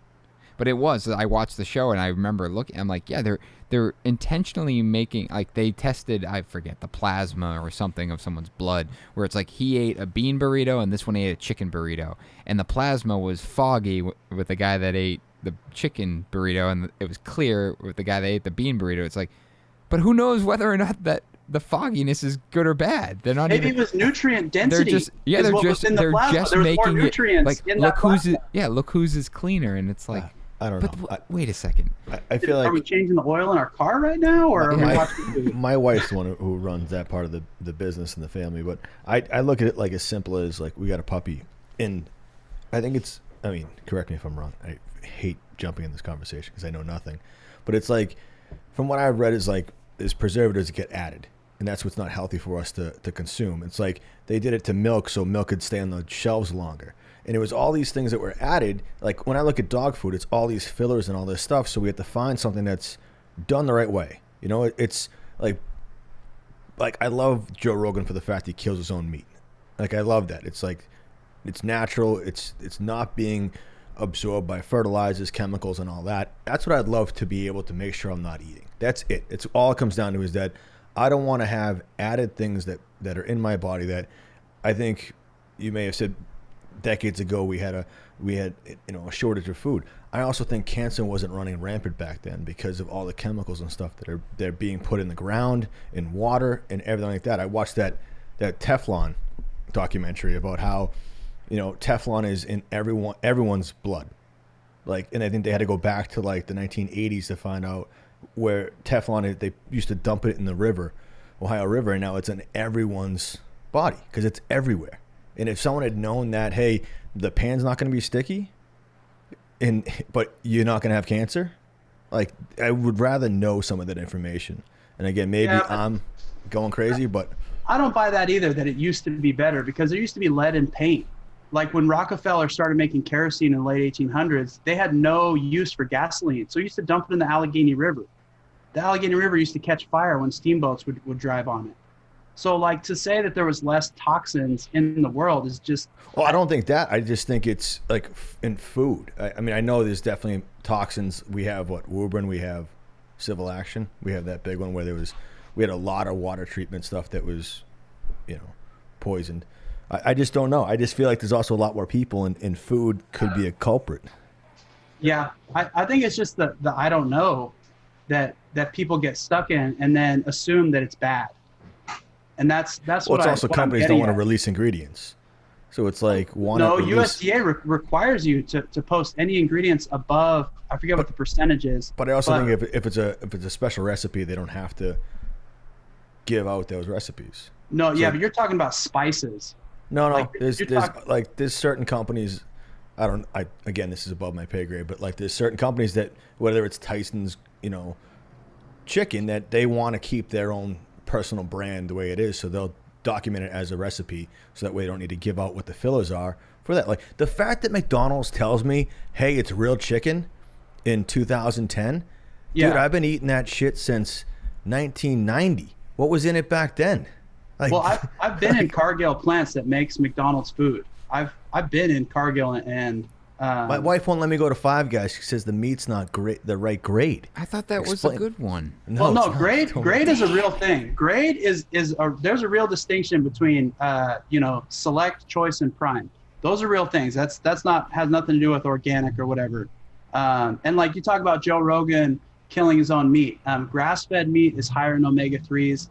It has more of the good cholesterol in it and less of the bad cholesterol that clogs up your arteries. But still, it has nothing to do with organic. Yeah, I guess I was skewing that conversation too. Yeah, so if you have grass-fed beef that's eating GMO grass blades, you know what I mean? It's going to have similar properties to a free-range wild animal, and it's going to taste gamier. It's not going to be grain finished. You're not going to have that marbling. The fat's going to be pure white instead of that kind of yellow tinge. You're not going to have as oily of a mouthfeel when you eat that steak. It's not going to be as good. That's why I like grain finished, factory farm. I'm eating steak right now. Yeah, it's good for you, dude. And like the ingredients thing, we used to make like 15 different brands corned beef, right? All these like special recipes and kind of what you're talking about, like Harris Ranch to Shenson to Kirkland Signature. And we had to put all the ingredients that we put into the injection, but we didn't have to put the ratios.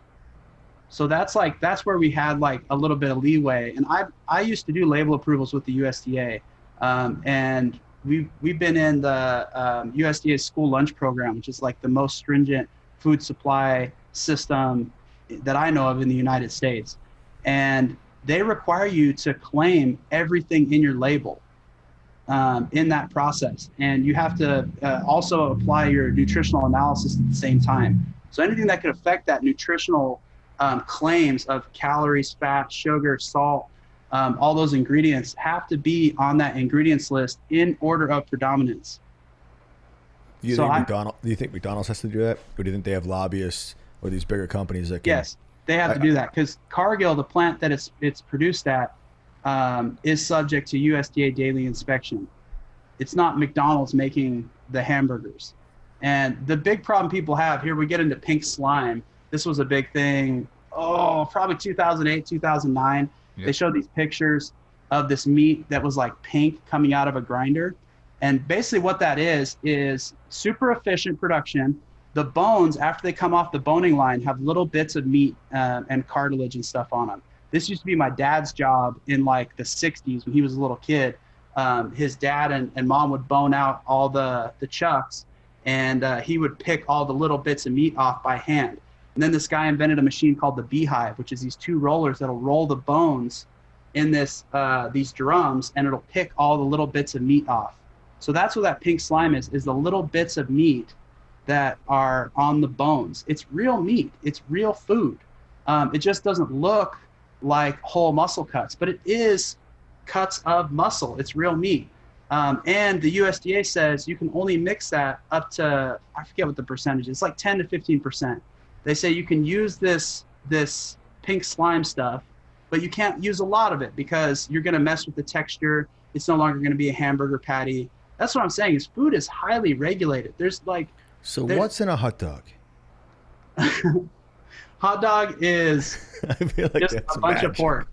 Yeah, and mostly sodium. It's a lot of sodium erythrobate and sodium nitrate. That's what gives like the hot dog its signature flavor, is actually the types of salt you use in it, not necessarily the cuts that go into it. This is amazing. So I mean, it is like I'm interested in it. My wife is I'll get something, she'll grab it and read the back of it and be like, that has whatever in this. Like, you don't need that. Like, corn syrup is a big one, like where it's like the first ingredient is corn syrup. Like you just don't need that, and it's not good for you. It'll, like, eat something. I agree, but is that the sugar or is that the chemicals? Right. That are in the corn syrup? I think it's the sugar that's bad for you. I think your body's like, oh my God, all these carbs. Oh yeah, I mean, I think, especially, again, I'm with John. I don't know what I'm talking about here, but it's like, that's the biggest thing is the sugar, the sugar intake. Yeah, like, I agree. I think that's what, the little I do know is like, that's the issue, is the amount of sugar. It's like, we don't give our kids, I don't say we don't give them sugar, but it's like we're not pumping them full of candy and crap all day, because it's like the moment they have a lollipop, they're assholes. And it's like, of course we give them to them after dinner. It's like, great, now you're an asshole for an hour, and then we got to try to get you in bed. And it's like, this is, but me and my wife, we always look at each other. It's like, we gave them one lollipop, and it's like, and then we talk to our friends where their kids don't sleep, they don't nap, they don't do this, they don't behave, and it's like, when we're with them, it's like they got 6 lollipops hanging out of their mouth. It's like they're eating sugar all. They're like, that's the issue. It's yeah, like I think your kid wants to nap. Yeah, macros is where it's at. It's not necessarily in organic, non-GMO. Right. The other thing that jaded me is I used to go to the Natural Food Show every year in San Francisco, and every year there was a different catchphrase. There was a different thing that was like gonna change your life. Every single year there was something different. So I'm like, what happened to last year's sunflower oil bonanza and omega-3s? What happened to fish oil? What happened to organic? What happened to non-GMO? What happened to antioxidant pomegranate juice? You know what I mean? It's like, how is all of a sudden this stuff not important anymore? It's because they stopped telling the story. That's it, guys. So anyways, that's like, we can close out the organic thing. I'm sorry I got on this tangent. All right, But let's turn a that's page. the basis. So, your business now. You left the union. You started this metal shop. Forgive me. I think you said you got a job. When you Did you started get a your loan company. for it? No, bootstrap the whole thing Nice. out of savings. So So when you got laid off from the union, I forget you. I think you started talking about you got this job that you weren't sure if that was going to be like the first job that kicked off the company. Is that right? no, I had a plasma table. So I worked for a guy at a 4x4 shop. Nights after ironworking, I'd go to this 4x4 shop in Stockton and help him burn out bumpers for like Peterbilts and do like a little bit of cage work and stuff. And he had this homemade plasma table that he started making targets with, and that like lit up in my head like, holy shit, you can just build a plasma table, like you don't have to buy one for $30,000. And I knew that was possible, and so I started collecting all the parts, and kind of like Johnny Cash's Cadillac in that song. While I was ironworking, I started buying the motors, I bought the controllers, I bought the software, I bought the steel, and had everything sitting in my garage. And as soon as I got that layoff check, I got unemployment. So I took that unemployment and built that plasma table. And that was my little vacation to myself. And building that plasma table is what really jettisoned this whole business. I started selling signs and fabrication work. So we've always had two businesses, really. We have the online sign business that's like personalized. We'll cut your last name out in metal, makertable.com. Check it out, guys. And then we have the fabrication installation business, which like really calls on my ironwork experience. So we've always had this mashup. Monday through Friday, we'd make signs. And over the weekend, I'd do some kind of a fabrication and install job, just like little weird, random, pickup work. We did a sign for the city hall. I did a table base for some big law firm in Washington, D.C. Just started picking up. I did a trailer repair. I made a flip top table for a guy that does precast concrete that like had a hydraulic lift on it, so his concrete molds could break loose when they were cured. Got a bunch of work from a tree service here locally. A guy saw me at a gas station, said, "You're in my office. I haven't seen you around here. What are you up to?" And that guy, like, I was on my last $2,000 in savings, and he offered to buy the bed on my pickup truck. That I had a cool aluminum dump bed, and I just started like kind of slow playing him on the negotiation because I was ready to sell the freaking dump bed to get some cash to stay working out of my house. And instead, he ended up giving me a frame beef up job on one of his trucks that the frame got twisted. So that paycheck made it so I didn't need to sell him that dump bed, and he didn't know that. If he would have hammered down on me for about 10 more minutes, he would have walked away with that dump bed, and I probably would have installed it for him for free just to get the cash. But that was the first business that gave me work and made me realize, okay, I may not have to go back to iron work. So from there, I just took business cards around town and just dropped them off at random places. I mean, I went to machine shops, I went to auto shops, I went to the health food store and got a bunch of work from some awesome lady there that runs a health food store and just wants to beautify our town. I got in the Chamber of Commerce, met this really talented woodworker named Caleb Woodard down the street here. And every time I walked out and just cold called people with business cards, I'd come home with at least $1,000 worth of work, of fab work. And that was like big payday for me at the time, was getting $1,000 running through the shop. So that fab work plus the online sign business is really what got us started. And I've just grown both of those into where we are today, basically. What's more profitable? They're both about the same. We run on like a 10% margin is pretty much what it turns out to be at the end of the year. And there's winners and losers in both. Sure. So it's always been serendipity, man. Whenever the sign side, the internet side slows down, we'll have some big, crazy fab project, install, construction job. Construction will totally shut off and the orders go crazy and we're all busy shipping and making these random little metal signs and little doodads and stuff for around the house and whatnot. You think it's complete serendipity, or are you, when fab work slows down, are you ramping up your marketing for signs or your social media for signs, or do you think it's truly serendipity? I wish I was that organized and had that much power over when business came in the door, but Sure. I don't. I just put my head down and do as much work as I can, and it seems to work out. Like every once in a great while, both will be cranking off the hook at the same time, but that's very rare in my experience. And really, whenever signs gets really busy, I have to like sit on my hands and stop putting new products on the website and stop making new and trying new R&D things in signs. So that usually makes me focus on fabrication again, because it's out of the sign business, which Right. I'm pretty hands off on these days. And that's probably how it works out, is whenever signs is slow, I'm like, all right, I got to make new products. I got to figure out, how to get signs busy again. And I'll jam all these new things that I think are great that I've researched into the shop. And then the shop will pick up in the sign business. And then I can't do anything there because they're so busy. I better go work on some fab business. Right. And by the time the sign slows back down again, fab is jumping off. So Yeah, I think that's kind of what I mean. It's like you seesaw back and forth what is requiring your attention, and by the time that pays off, the other one's calling, hey Adam, I need you over here now, and it's like and then that kind of kicks the sales start rolling in because of what you did. You threw a new product on the site or whatever it might be, but you're already back over into the fab side of it to not even see that almost. I've never actually thought about it, so you asked the question. It just always seems like it works out. Yeah. And well, I think that's the interesting thing, especially being, owner operator, is that when you need work, a lot of us are tenacious in the sense that I need work. All right, I'm going to go out and get it. And you go out and you get it, and then you go to work. And, and the difference between, the difference, when you scale a business or build a business bigger, is you can actually hire someone to do that.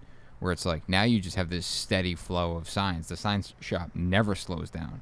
The fab shop never slows down because you're not the guy focused on bringing those new products or new jobs in. Someone else is doing that. Yeah, so that's where I don't have a great system, is R&D and sales. I don't have a great system for those two things. So I'm doing those things most of the time.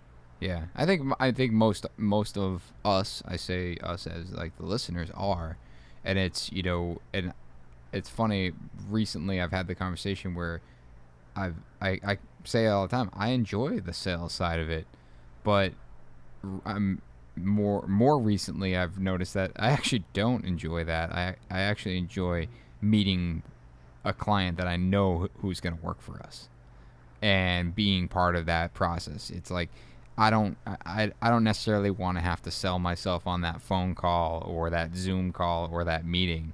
It's like it gets old, or it's or I'm an hour into that call before I realize that their budget doesn't align with what we do, or their schedule doesn't, or they simply don't value what we do, and they're going to be a terrible client. Yeah, and like to touch on our earlier point, like what's the end game? I think my favorite thing to do is the R&D stuff, is coming up with a new product or new way of doing something. Right. So really, if I had my druthers, I would have a private lab in the shop that like nobody can touch my tools. You do not touch that welder.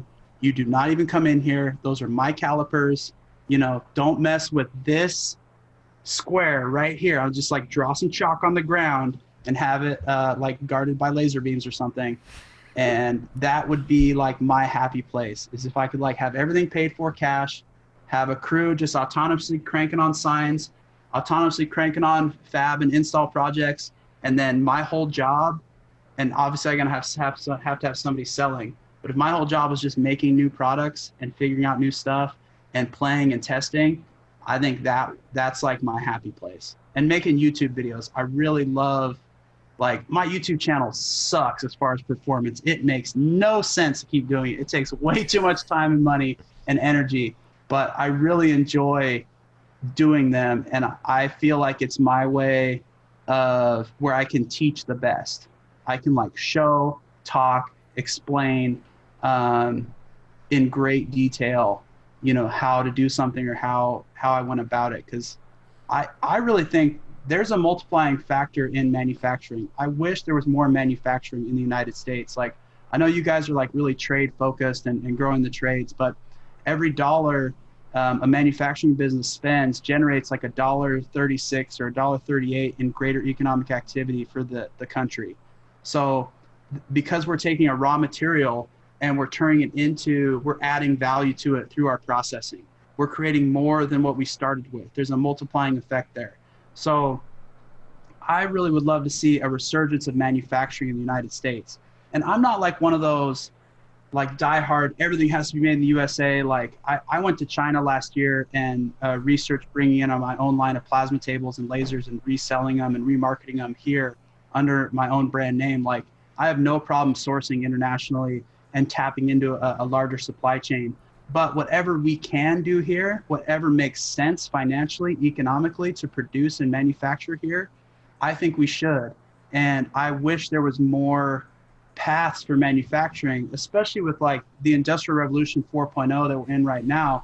There is a huge need for these smarter people to get into manufacturing, for engineers to program robotics and automation and integrate computer vision and gamify work and engage these people on a deeper level. And that's like really what I'm trying to do here is prove that there's this better way to do a manufacturing business, that you can treat people well. They're not just drones. You can collect and train and develop people inside of these somewhat rote processes and still create a joyful place to work and have creative, productive people, all kind of together in a hive. That's Maker Table. It's more like Knights of the Round Table.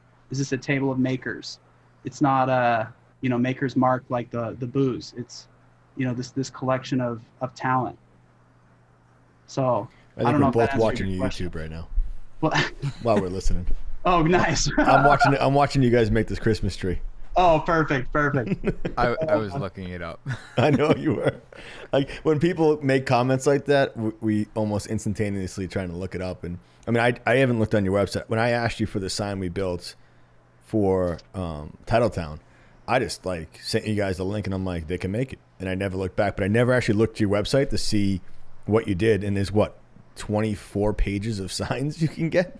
Oh yeah, we just finished Christmas. We were shipping 280 to 340 signs a day out the door. What? Wow. Working 2 shifts. We got up to 22 people, and now we're down to 18. We've settled back in again, but we push a high volume of signs, and really fabricated products. Like, we make mailboxes and swing away bar stools and stuff for the home. That's the idea. Is like, I really studied Rockefeller, and he didn't make platinum oil. He made Standard Oil. So the whole approach with the sign side of things is I want to hit this middle market. This everybody can afford something that we do. We have like little garden signs from $20 or bottle openers for $10. And then, we'll do $20,000 commercial sign job. But, that's not usually online, So most of the online sales top out around $400. So that's kind of the range, is $20 to $400 of an online sale. And then we chase the big high-end commercial construction work with the other side of the business. So that's the sauce. Is I wanted 3 businesses. I want a business to consumer, B2C, business to business, B2B, and I want some sort of digital electronic business. And that's what I was like kind of hoping YouTube would turn into, or I sell DXF files for other people that have plasma tables, or possibly a podcast or like public speaking tours, some kind of like, or I even have an app, like a personal finance app that I'd really like to develop that I think would help a lot of people. It's basically how I forecast 12 months into the future, my financials. And I tried to hire a guy that he didn't work out to build this app, but that's my goal, is have these 3 different businesses. And I think that'll like future-proof me basically. And get me diversified enough where I don't really need to worry if one is having a hard time, the other 2 should be cranking. So. And did you think of this when you were doing ironworking, or did it kind of evolve as it kind of hit the ground and you saw it taking off? No, I had a whole theory for this for years. I saw the path. I used to listen to personal finance and economic and philosophy podcasts in my hard hat. I put my phone up in my hard hat, and it would resonate the sound loud enough where I could hear it, doing the noisy work. So That's awesome. yeah, for about 3 years, I studied while I was working. I listened to books and podcasts and learned as much as I could, and came up with this whole theory, and read books in the evening, and started teaching myself CAD and working night jobs to gain experience. Like I worked for that fab shop. I worked for a commercial sign company. I worked for a small contractor on the side.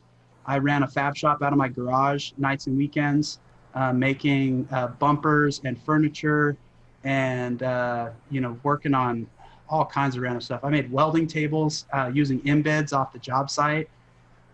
Just always like hustling and trying to figure out, because I knew the power, like Nick, you were saying, like, what a business can do for your family. I was really raised super lucky, man. I had a golden spoon up my ass. Like, I had the coolest childhood, and got to do a lot of neat things and be exposed to a lot of places in the world. My dad started taking me to South Korea for business trips when I was 13, and everywhere else along the Pacific Rim and the West Coast. So I knew that I wanted to do that for my kids, and I thought I was going to be able to do it through this family business that I was raised in, and then that was shut off for me, and so I had to find another path. And so I really dedicated myself to finding the next path, and I saw it in metalwork. Like, there was the passion, there's the margin, and there is like this hot sparks. It's a visceral trade, that really engages my mind and everything about me. I really have a passion for metalwork still to this day. So it was not accidental. It was a plan.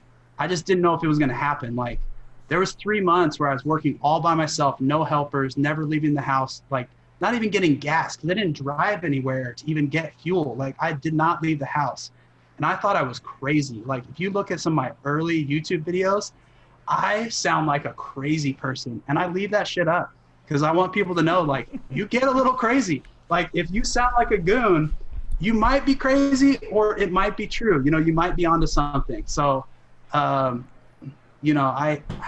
definitely struggled with that for a while until I got a frame of reference again. I had people working around me, got my wife in to start shipping some of the packages, hired my best friend from ironworking. He came and started helping me in the evenings and weekends, just grinding signs. And then eventually he left ironworking, and we were both like working in, I was trying to do everything all at once. And eventually one day we sat down and said, all right, Dylan, what do you think would happen if you make everything and I sell full time? Like, what if I just sit down on this computer and like do nothing but answer messages and list products and take pictures and like grow this website? And he said, all right, let's give that a shot. So we hung a sheet of plastic in the garage because he'd hit me with like grinding, like wire wheel, like crap.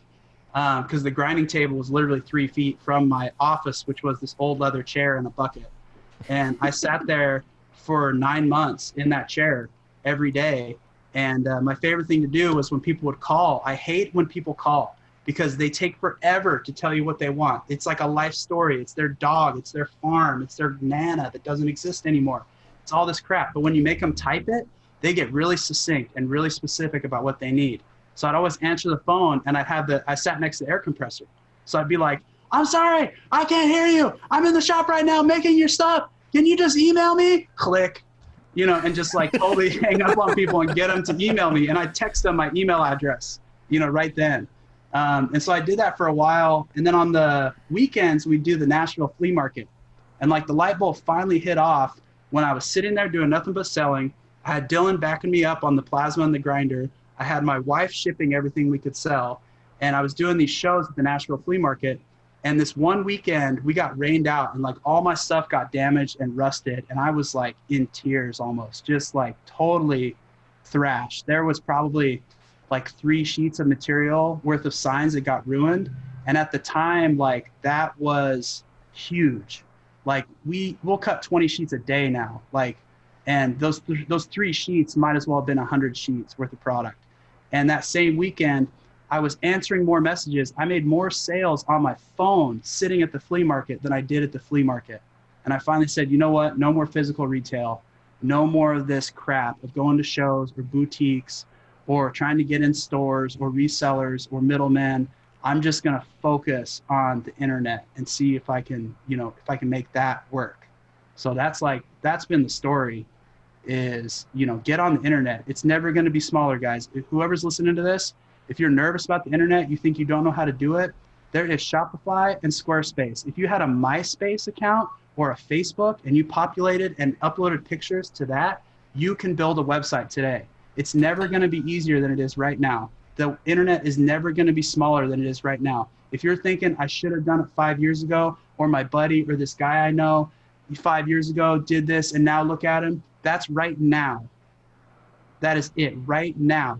Get on the internet, build your business there, add stuff to a website.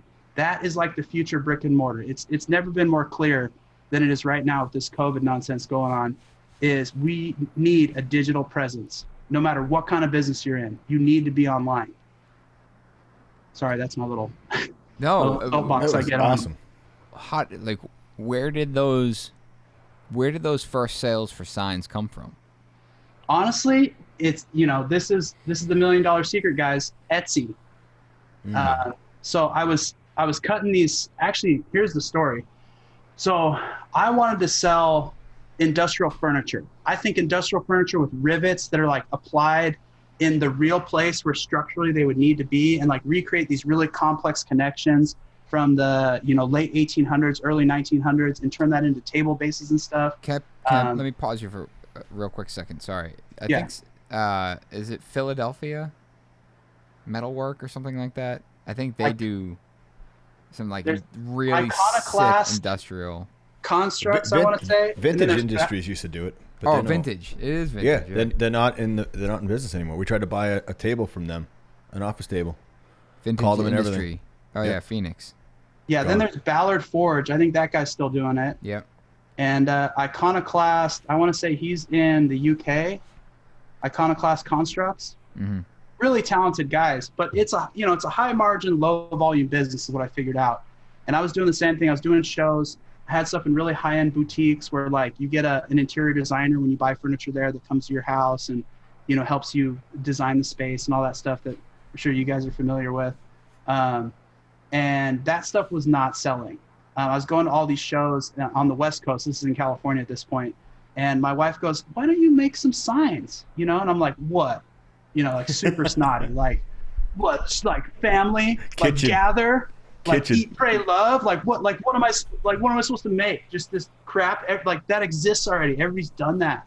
This is like the artist in me. Like, I want to do something nobody else can do and just be the special star in the sky that everyone notices because I just can touch metal and it just leaps out of my hands and farts, gumdrops. Like, that's what I like. I really wanted that. And it wasn't happening for me. And my wife comes at me with yeah, why don't you make a family sign?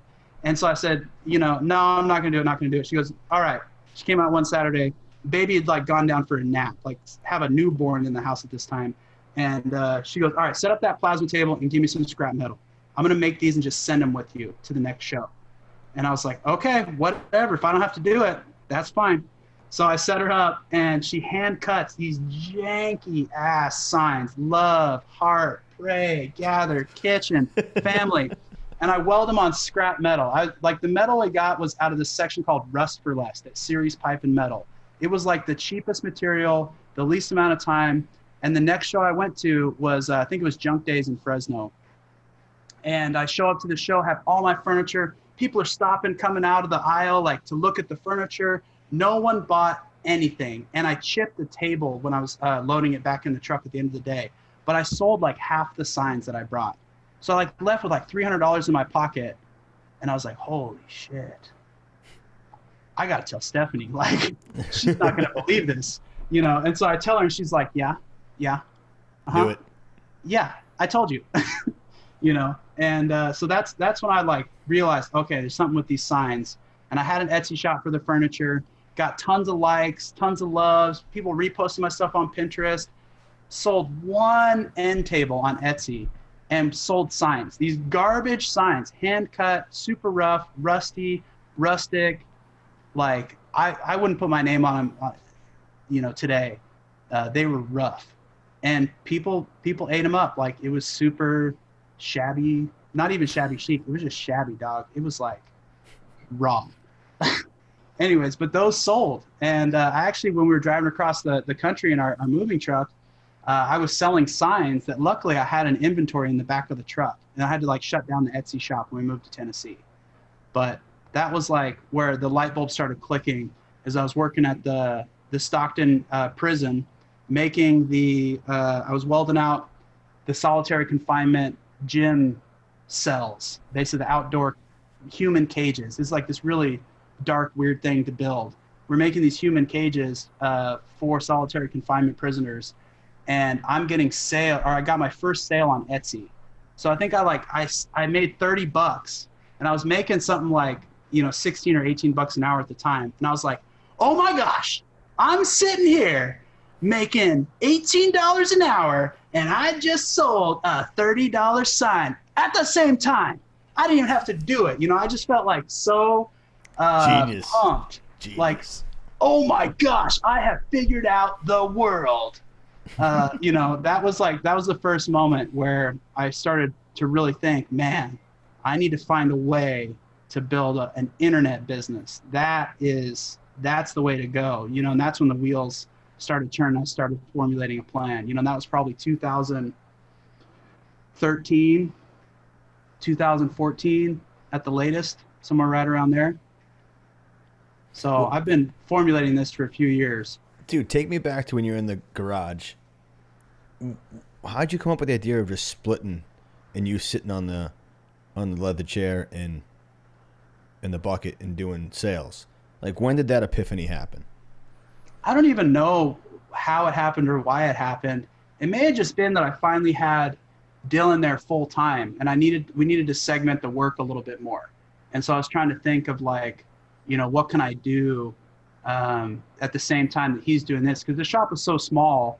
We could be cutting and grinding at the same time, but the plasma table's so slow, like you can pretty much keep up with it. You know what I mean? Once you get on top of it. Were you worried about sales now having an employee and having your buddy on payroll per se? Were you like, hey, I gotta sell more? I guess in the back of my head, yeah, we can all say it's fun having an employee and it's great to build a culture, but when you bring that person on, there is that burden where you're like, what is coming next? How is payroll getting met? So I just didn't know if that had anything to do with the calculation of going, you know what? Can I take the next 2 days and just try and sell just to see what the water's like, just because of that burden that was now? Yeah, it's probably because I was going crazy, because I would sell for 4 days and then I would make for 3 days. And I would sell for 4 days, and I had these really long lead times, so I could basically do stuff that way. And I wouldn't make anything for 4 days at a time, so I could just sell. And then all of a sudden I had this help, and I was like, man, I'm already selling 4 days a week. What if I just sell for 3 more days, and instead of helping out in the shop? And it was probably a lack of fab work too, is the reason why that could happen. But we definitely worked, both of us, 7 days a week for that first 2.5, 3 years. Nick, I'm going to go less serendipity and just more drive and determination is what created success. It's the whole thing. There's not one secret. There's no like fortune cookie I can drop on the listeners here that's gonna unleash their true potential. That's like Tony Robbins crap. Like there's not a bunch of secrets. It's like talent and consistency. Repeat. But I think it's realized. I think a lot of people either think they have talent and they don't, and the product doesn't stand up to what they thought they could get the value for it.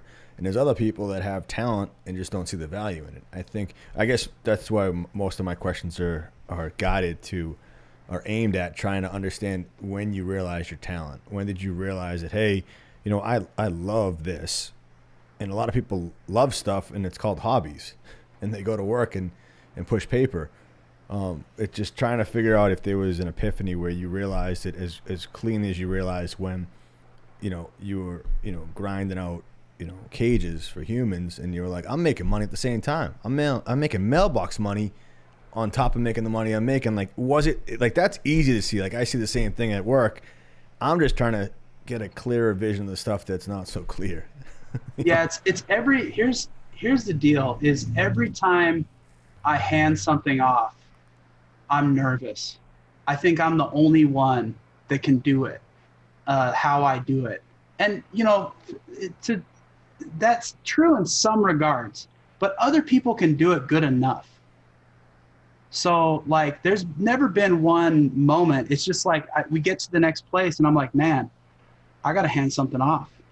What do I hand off? What's the most organized thing that I do right now That's that I such can a take off gift, my though. plate? What you're saying right now is such a gift. Yeah.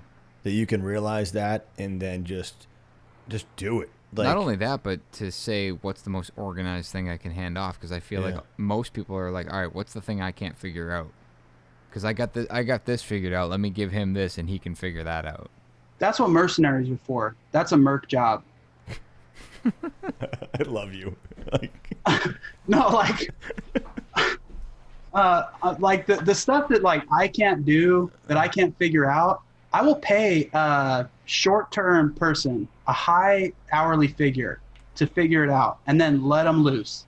Hey, thank you. We'll start the relationship. Say, hey, I need help figuring this thing out. Like right now, I got an electrical engineer on the hook to work on our laser project. And I'm like, look, I need you to do these things. I will pay you, your rate, whatever you want to be paid. You do these things. As soon as these are done, that's it. I'll call you next time I have some things. With the computer coder, when I tried to do that app, I could like go and learn how to code and go down that whole rabbit hole, but I think I'd have to ignore everything else in my life to become a coder in 6 months. You know what I mean? It has to be this laser focused thing. So that's where I had kids for that. I got a 13-year-old. Yeah, that's my dream too. I'm buying all kinds of little coding toys and games and lessons and apps for my kids. I'm like, here, you learn some C++ and some Python, and you come talk to me later, all right? Come see me in 5 years when you're worth $10 an hour, all right? Later. Peace. That's but amazing. Yeah, if I'm trying to hand stuff off, it's got to be like, I remember the first time I let somebody drive the company truck to go pick up steel. I was like terrified. But all of a sudden, I had 2.5 more hours that day. You know what I mean? I was like, holy crap. Man, that was the first big thing that I did where I sent somebody to go pick up steel. I remember it to this day, like watching that truck go out the driveway, and it wasn't me, and they're picking up 6,000 pounds of metal, and I'm like, crap, what if they get in an accident? What if there's a flat tire? What if they run out of fuel? What if they get pulled over? Like all this stuff. And I was like, you know what? Forget about it. They're doing it. They're going to deal with it.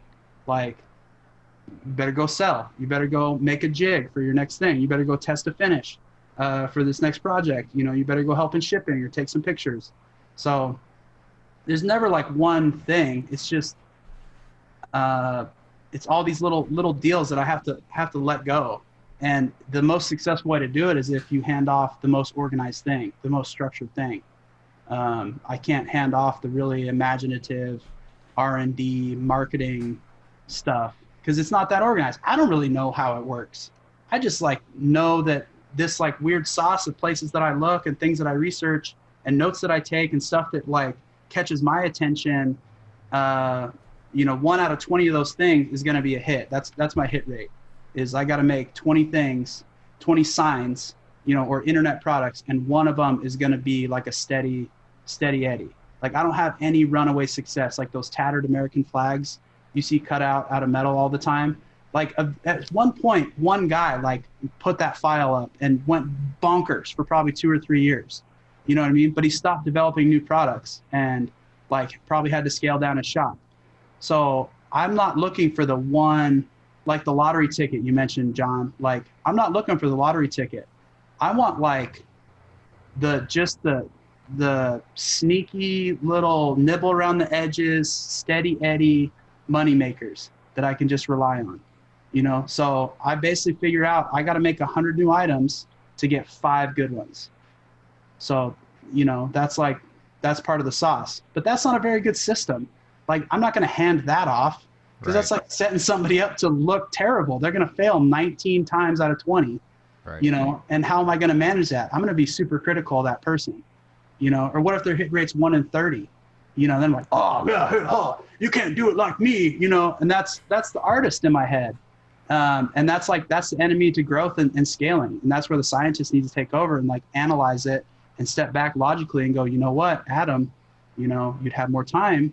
You could do these other value-added activities if you handed off this really organized steel purchasing Dude, thing. Where did that come from, though? Like, what books did you read? The way you even joke about it, like, I love it. I absolutely love it. And I think I look back at, like, was it Freud? And there's always a system to be made out of something, meaning whatever you're doing. If I'm shoveling this, is there a faster way for me to do this? Is there an easier way for me to get to it? It's like, whenever I'm on a job site and someone's moving lumber 2 to 3 times and it's not being installed, and I'm like, what are we doing? Oh, what double are we doing moves. Right? Yeah, what are we doing right now? And it drives me crazy, but I wouldn't have learned that. I learned it in college in my psych class, but it was like, I would have learned it years later on the job when I had to pay someone twice to do it or whatever. And there's people that do it every day. Every day, someone will be like, oh, I'm going to go to Home Depot right now. It's like, right now we're going to go to Home Depot? Like, how about you think that out yesterday and you pick it up on your way home or on your way in? Not like, that's the best thing about having a company. And like, I see all the receipts and it's like, so you went to Homies twice. Like, what the fuck are you doing at Home Depot twice? Like, that's a 2-hour trip where you got to go there, park, then walk through that place, deal with that. And if you don't do self-checkout, then you have to wait in line.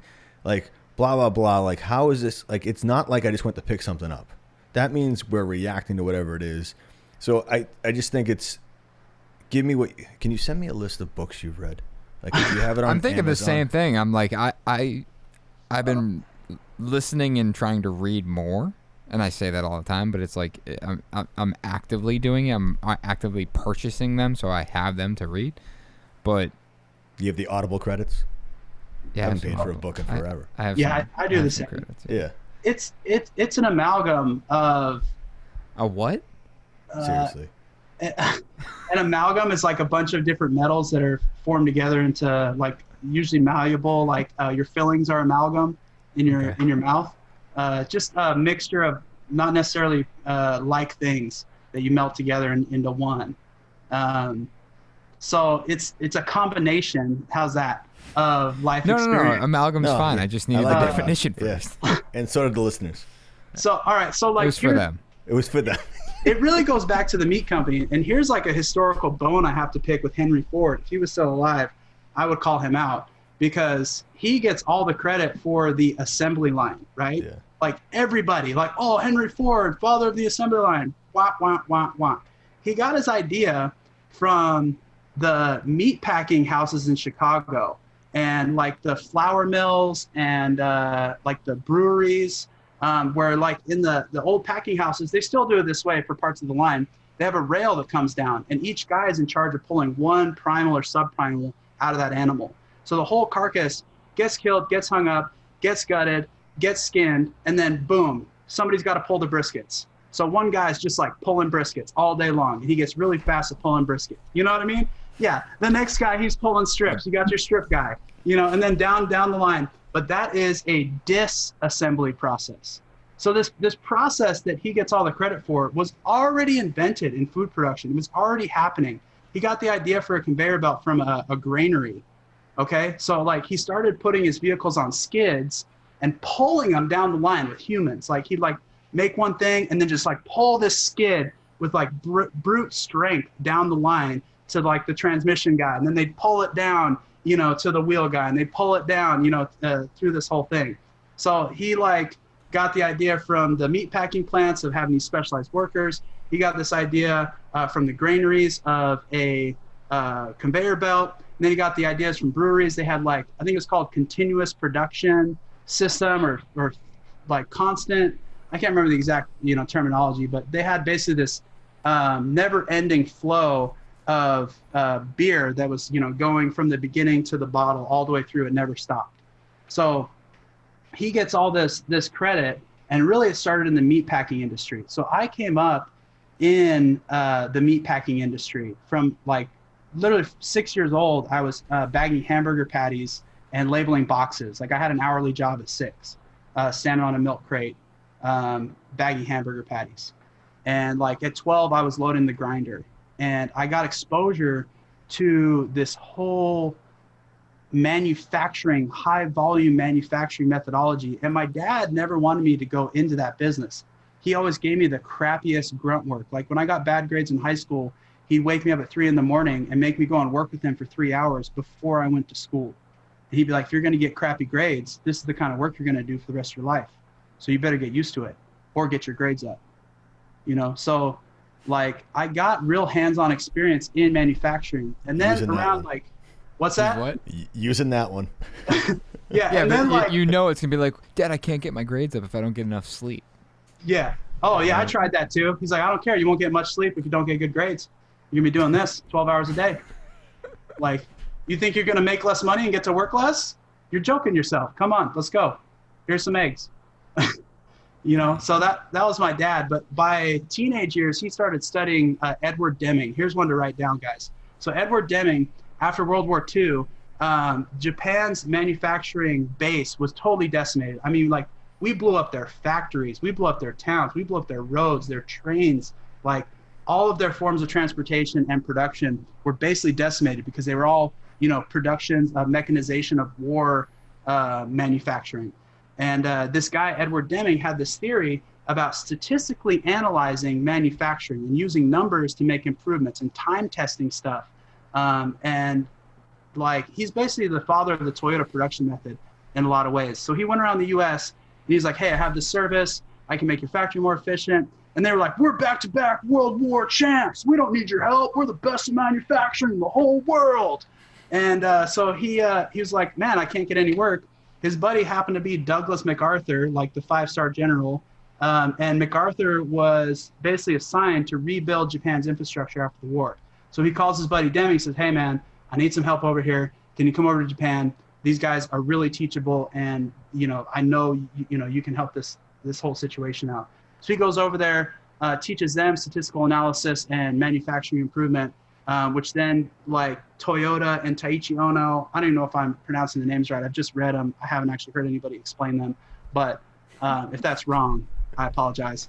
But those are like the guys that took on Toyota, and their grandfather was Edward Deming, an American. So my dad started reading Edward Deming and then got into Toyota production method. And he used to make me write step-by-step processes for like how to clean my room. Step-by-step process. Like at one point I knew the most efficient way of washing my body in the shower. Like I read Cheaper by the Dozen. That guy's like a statistical analyst and manufacturing efficiency expert in that book. And I just, that story was always told in my house and was, I guess, glamorized and rewarded to do those kinds of activities and think in that way.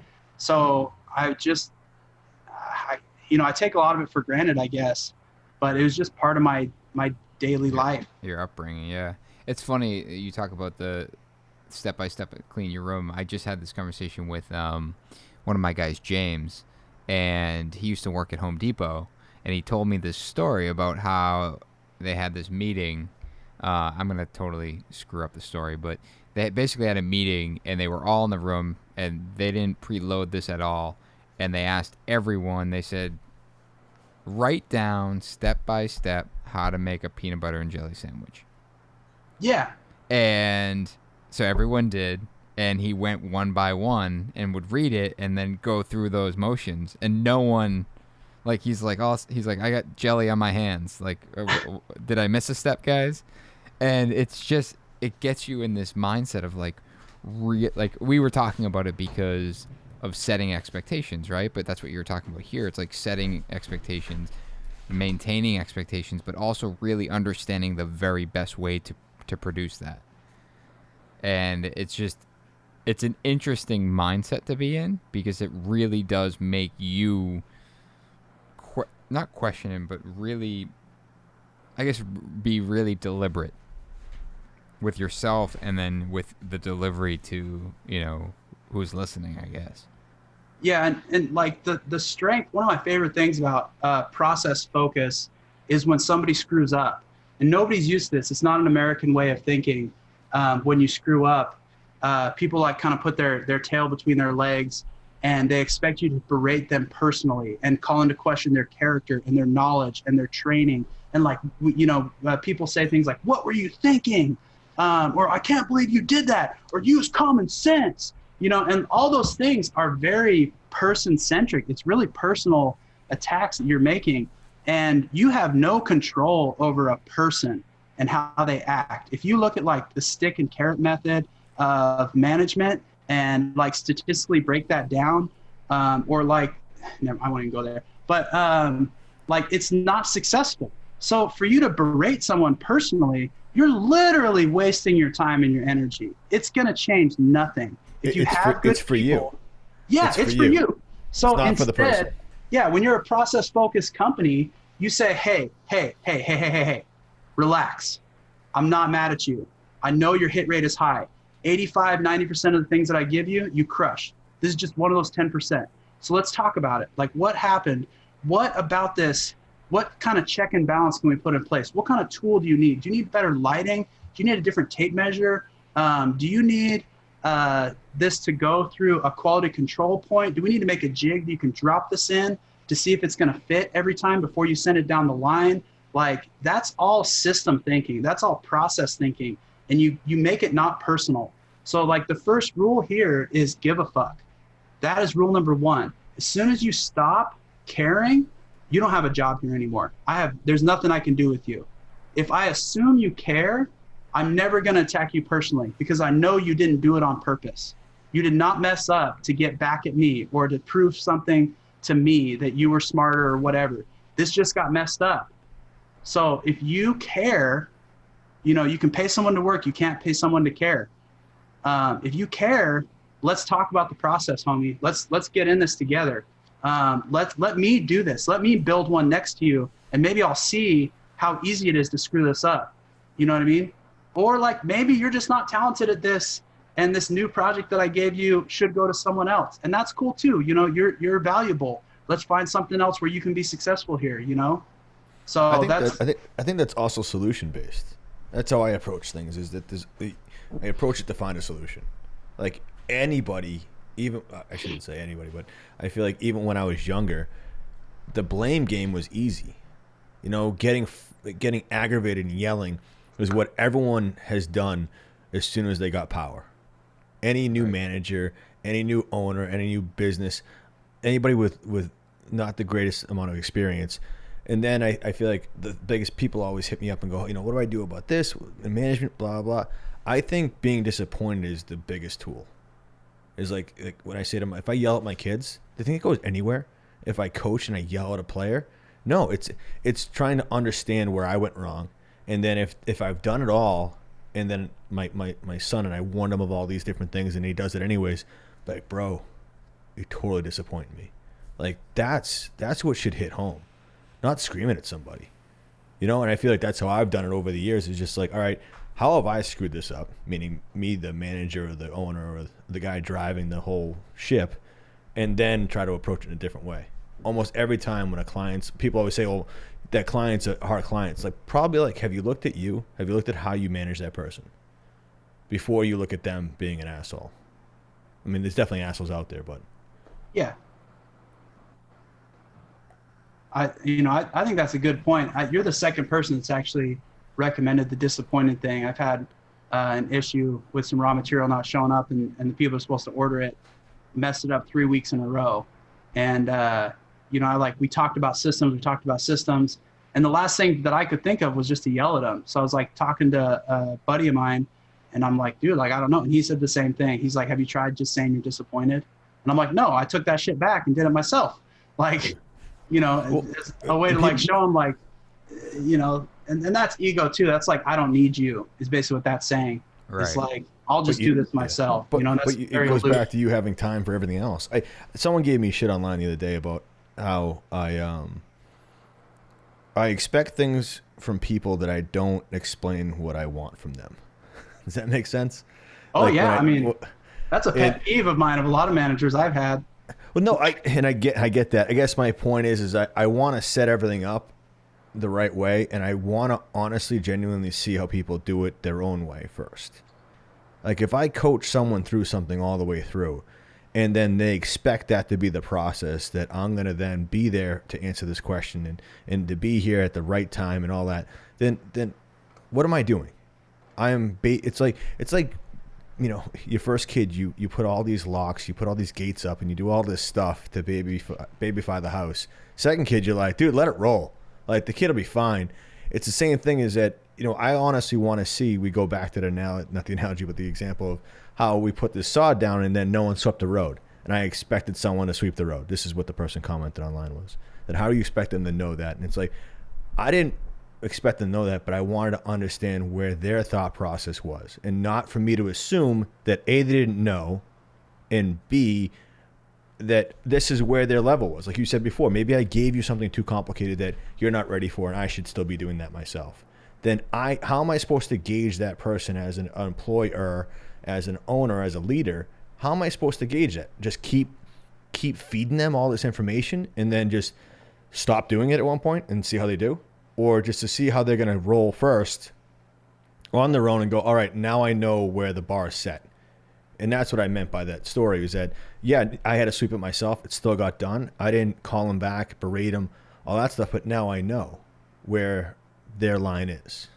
Yeah, I see where they're coming from. Like, because I listened to that episode too. I had to stop listening to your guys' podcast a couple weeks before I do this, because I didn't want to just like regurgitate stuff people had already heard, because I can start miming pretty quickly. But like, I wish people could watch this episode, because your eyes and your movements are awesome. Like there's so much to be said about what you're saying, but how you say it. Right. Really, it's different. Yeah, I'm a quirky dude. I've been called goofy several times. That's for I sure. love it. I want to adopt a lot of it and do it tomorrow. Excellent. I might shave the beard off. Yeah. Yeah, the strong stash. I had to grow this so I could be in the trades. But like, no, seriously, I'm such a baby face. No one took me seriously until I grew a mustache as an iron worker. Like, I even had the old man, the big safety glasses, the gold rimmed safety glasses. And I'd have people that worked with me for like a couple weeks at least. And all of a sudden, every time, one day, they'd just like double take and look at me hard and go, "How old are you?" Because they like notice there's no wrinkles behind the old man glasses and the mustache. And I used to wear suspenders and like really put on this like kind of old man vibe. And it helped me a lot actually on the jobs, like just wearing this kind of costume almost. Yeah. There's something so much more going on than the metalwork, the signs. There's so much more going on in that mind. It's like you just created a whole costume to be accepted by ironworkers. Yeah, pretty much. They're a homogenous group. Like they are. I guess I should have done that. Instead, I got a nut dropped 160 feet above me. You gotta wear the moccasin boots. You gotta don't tuck your pants into your boots unless you're a connector. You gotta earn that. Wear an igloo cooler with the biggest manila rope you can find as a shoulder strap, so the thing hangs down below your knees. That way you can steal tools on your way out of the job site. It's got to be the big igloo, you know? And you got to wear a backwards bollard hard hat. And pretty much from there, you could pass as an iron worker in most places. But that's the uniform. You got to have like those three things. Otherwise, you're out. They can't handle it. You're too See, I only did the backwards hat, and I got yelled at, so I turned it back around. Yeah, and as an iron worker, you're like, "What? I got to put a welding hood on. Jeez!" You know, and then walk up to the next 5 floors of deck. So man. definitely have some fun. But like, I don't know, like in manufacturing, you have to set a spec, John. Like, it was kind of a setup in some ways. If you like, especially if you make a judgment on it, like, for not sweeping. Like, well, he should have known to sweep. And, you have a pretty dynamic business where things are never the same, so maybe like, but that could be part of a process. Like every day, 15 minutes before you leave, you just sweep up, what I mean? That has to be a system. Like, and then if somebody doesn't sweep, you're like, dude, come on. Like I sweep, cause I know you're the type that will go in there and you'll sweep it yourself. You know what I mean? So, and there's a lot to be said for that. But I think also like, if somebody doesn't sweep, you could say, they're that type of person, but maybe they thought you had other priorities too. You know, I've had people. I'm with you. I just think that maybe I looked at it more like, honestly, that was one of the cues that put me into a point where, yeah, he can be a great PM, but maybe I should find him a superintendent on the jobs to handle all this low-hanging fruit stuff, like sweeping the street, organizing dumpsters. That's what I got out of that. You get me? That maybe I'm fine with sweeping that. I just know where his line is that, hey, he has to be home for his kid, and that's what he wants to do, and I get that. So for me to get what I want and not have to ask for that part of it, then I'm going to find this other part of it, and I'm going to shape my company to make it work to get what I wanted. I think you're going to find you don't get a lot of what you don't ask for, though. Yeah. And I'll struggle through that, and you'll have a thriving business. and I'll love watching it on Instagram. Dude, you never know when this thing's going to landmine underneath me. It's like I've seen some terrible mishaps take places down, you know? No, I was just saying, like, I'm probably not going to change. I love this podcast because we get to talk to guys like you, and your philosophy and your takeaways are massive. And plus the criticism I get online, it's always helpful to keep my ego high and motivation. I got to be in the right frame of mind to tap into the troll farm, dude. Like, it's amazing. Oh, YouTube is the harshest place because I spend the most time. YouTube's brutal, man. I don't get it. It cuts me deep, dude. Like I have to like totally like be in the right zone. People need to see him. He's waving his hands like he's putting out a fire.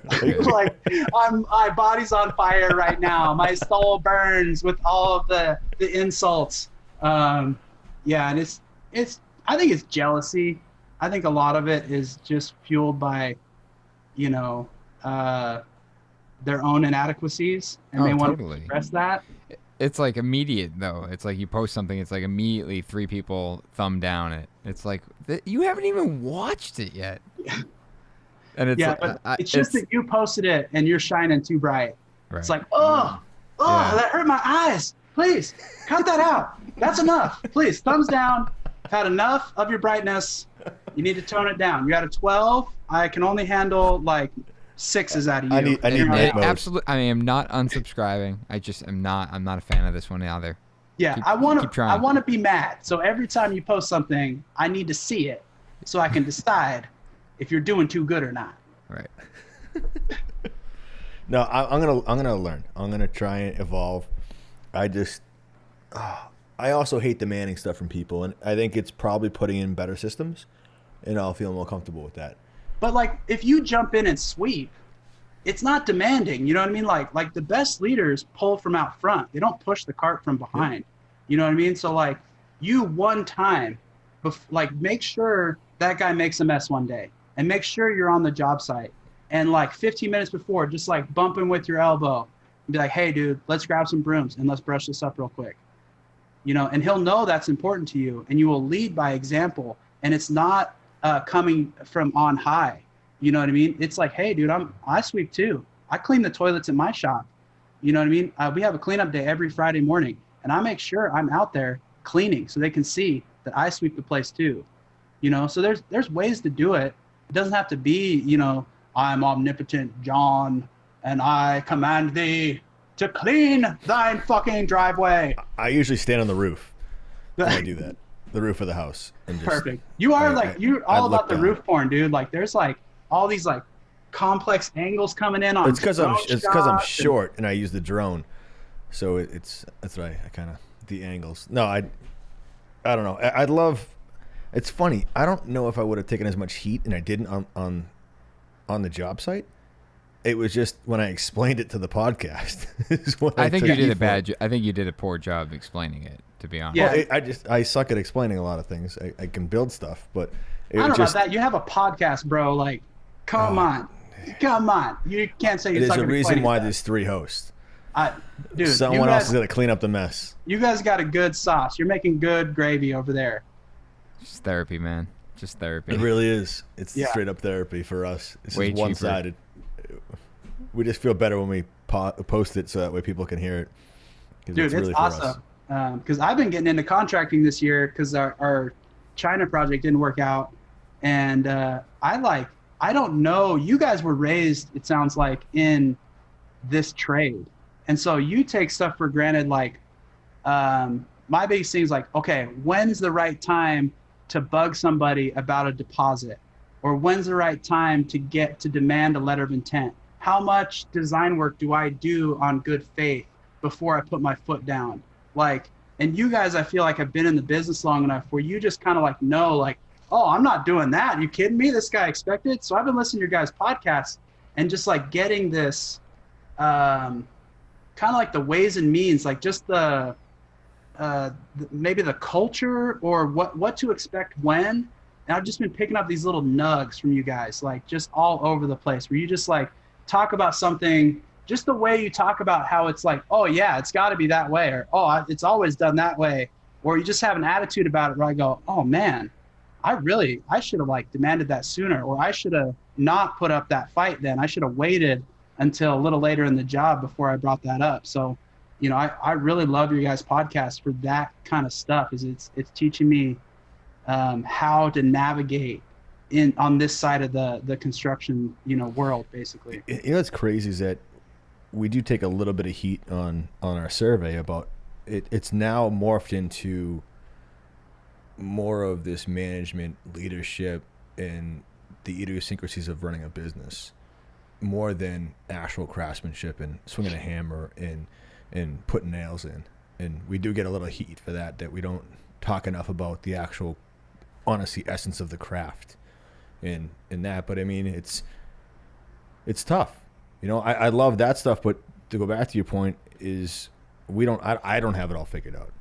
There's many days where I believe people until they teach me otherwise. Is that like, hey, I have good faith. Like, I don't need to sign a deposit with you. I don't need to sign a contract. We'll kind of critique your design and roll with it. And I try and show good faith to the point where I want to start off on the right foot, not demand money. That's like going on a date and then going, hey, let's split the bill with a girl. It's like, no, I'll cover this because I'm in it for the long haul. That's not business. That's just, again, me being an idiot and assuming the good of people. But I mean, it's still a struggle, and I get burned here and there. I just try and control the burn. Yeah. So I just like listening to how you guys think about stuff, and you know, to cover the trades and the craft, that's tough to do on a podcast. I feel Isn't like it? Yeah. It's a demonstrable thing. Like, that's what Instagram and YouTube are for demonstrating trade and craft. Like, I mean, we could talk about job site stories the whole time we're on here, but like, I get that on the job site. Yeah, you know, I'm you here know, for something I don't get on the job site. I think our whole goal, and I don't think we've strayed too far from it, is really about making a business out of what we do and learn, you know, talking about, as you say, the idiosyncrasies of running a business, but how it relates to the craft in which we were attracted to begin with. And, you know, because that's what most people want to do. They want, you know, money. They want to be successful. They want to make money, and they want to do what they love. And, you know, and a lot of us struggle with connecting our passion with a way to support our family. And it's, you know, that's what this is about. It's talking about, you know, the hardships that we've dealt with individually, the things that we've done that have allowed us to level up, as we say. You know, I mean, I love the story of you saying that you put your phone in your hard hat for 3 years and you learned while you worked. I mean, that, like, that's priceless. If someone's gonna listen to this and be like, oh yeah, you know, everyone can kind of see, you know, judge you based on face value. It's like, holy shit, no, this guy really was doing two things at once. He chose to learn, and he found a way. Like, it's like, yeah, oh, I can't wear headphones, all right, I guess I'm shit out of luck. It's like, no, there's people going, I'm doing it all. I'm listening to a book on my way home. It's like, oh, I didn't even it's basically like another level again opened up. It's like, kind of, that's a secret level. I could do that I need to find another way. You know, right. I haven't looked hard enough. I use that as a stumbling block. Exactly. Everyone gives up, like, everyone's so quick to give up, and I think I know, like, that's really what this is about talking about those little things that have allowed us to grow individually and to, you know, become successful and talk about the times that we weren't so successful. So. It sounds like a brag sesh a lot of times, but it's not. It's just explaining successful moments and failures throughout the podcast is in the hopes that people will address those items before they get to them, before they fail. Unfortunately, I feel like anyone that doesn't believe that probably turned this podcast off an hour ago. Yeah, I mean, I think so. We're talking to the guys that are like, no, man, we believe in this, man. This is awesome. Yeah, I think for those we appreciate you. Yes. Yeah, the weakest skill is being able to predict a future for yourself that you believe in enough. Yeah. Like that's what humans are really bad at in general. I think I don't think as human creatures we're great at looking into the future, coming up with a thesis or an idea or seeing a future, and then believing that long enough that could be it to stay on the path. Mm-hmm. You know, like that's the key part, is believing it long enough where when you get knocked down, it's getting up for that 100th time that you still believe in it. That's why I bring up feeling crazy, because for 3 months solid, I did not know if I had a good idea. There was no data to tell me that I was on a rocket ship. I was still fueling the sucker up, and I thought, but I believed it so hard. I told people, anybody that was in a lift with me for the last year at Ironwork probably just rolled their eyes every freaking day. Oh my gosh, yeah, this guy's going to start a business. Yeah, this guy's going to build a plasma table. Oh yeah, because I was obsessed, man. I was fixated because I could see it. I had my buddy, he had a plasma table that he built. I had this Etsy thing where I was selling these signs. There was these little faint signals, and I guess I just had faith. That's the hardest thing. How do I keep it? Yeah, how do I keep that faith, and how do I for the purpose of this podcast, how do we get the listeners to develop that faith in themselves and their own future? To see something and believe it can happen, and make this path. And it's it goes into goal settings. We're going into the new year, and this is going to segue really nicely. I'm about to go for it again, guys. All right, so China, I went there for the first time last October, has a 100-year plan for their country. Can you imagine that for a second? I've heard this, yeah. Our politicians have a 2-year re-election plan. Dude, they can't even keep the doors open. Dude, that's as far as our country can look ahead, is to their next election. That is it. There is no greater plan right now going for America. So I heard that. I don't want to get into politics here because that is deep, dark waters, especially in today's day and age. But I thought about, what is my 20-year goal? You know what I mean? I just decided last year at New Year's, I need to make a longer term vision. This 1 year New Year's resolution is crap. No one keeps it anyways. So short term goals are good, but where do I want to be in 20 years? So me and my wife sat down last New Year's Day, and we just started talking about, okay, where do we want to be in 20 years? And when you have that longer view, you start making different decisions. You know what I mean? It's hey, you know what? Let's not go on that vacation. Let's pay down some extra on our house, because one of our goals is to have our house paid off in 20 years, and have a rental property. So to get there, that's a 20-year thing. What do we have to do right now? It's not some New Year's resolution I'm going to eat 500 less calories a day and give up in 6 weeks and go back on the donuts. I was going for one less donut. Instead of 2 for the day, I was going to just start with ordering 1. You're freaking killing it, dude. Keep it up. But this year, I challenge everybody, why don't you come up with a way longer term resolution? Instead of a resolution, imagine yourself gray haired and dusty, wrinkly. You know what I mean?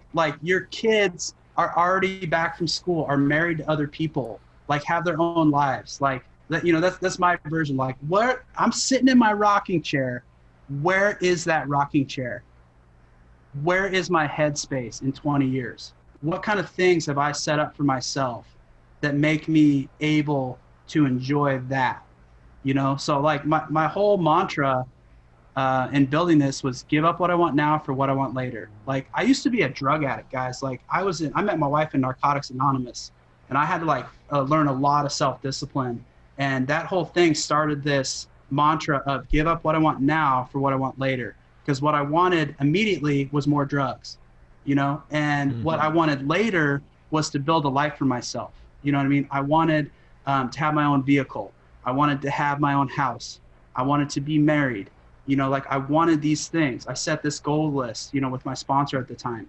And that's what I really wanted. And so that mantra stayed with me through this whole business and still is today. Like me and my wife make $15 an hour here because we're just putting it all back on black, man. It's like we're getting such a great return.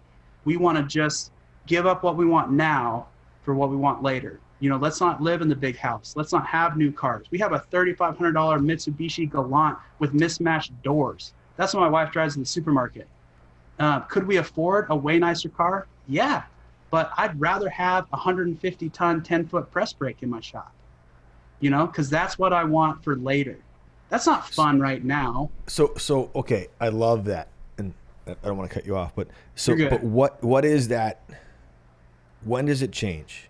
When do you shift it from first gear to second, and when do you deserve the Lexus? I don't know. Or is it really 20 years? You're gonna do this grind for 20 years so the house is paid off and you have a rental and you have this. To Nick's point and your guys' point earlier about I asked, like, do you see the light at the end of the tunnel, or does the light just keep getting further away?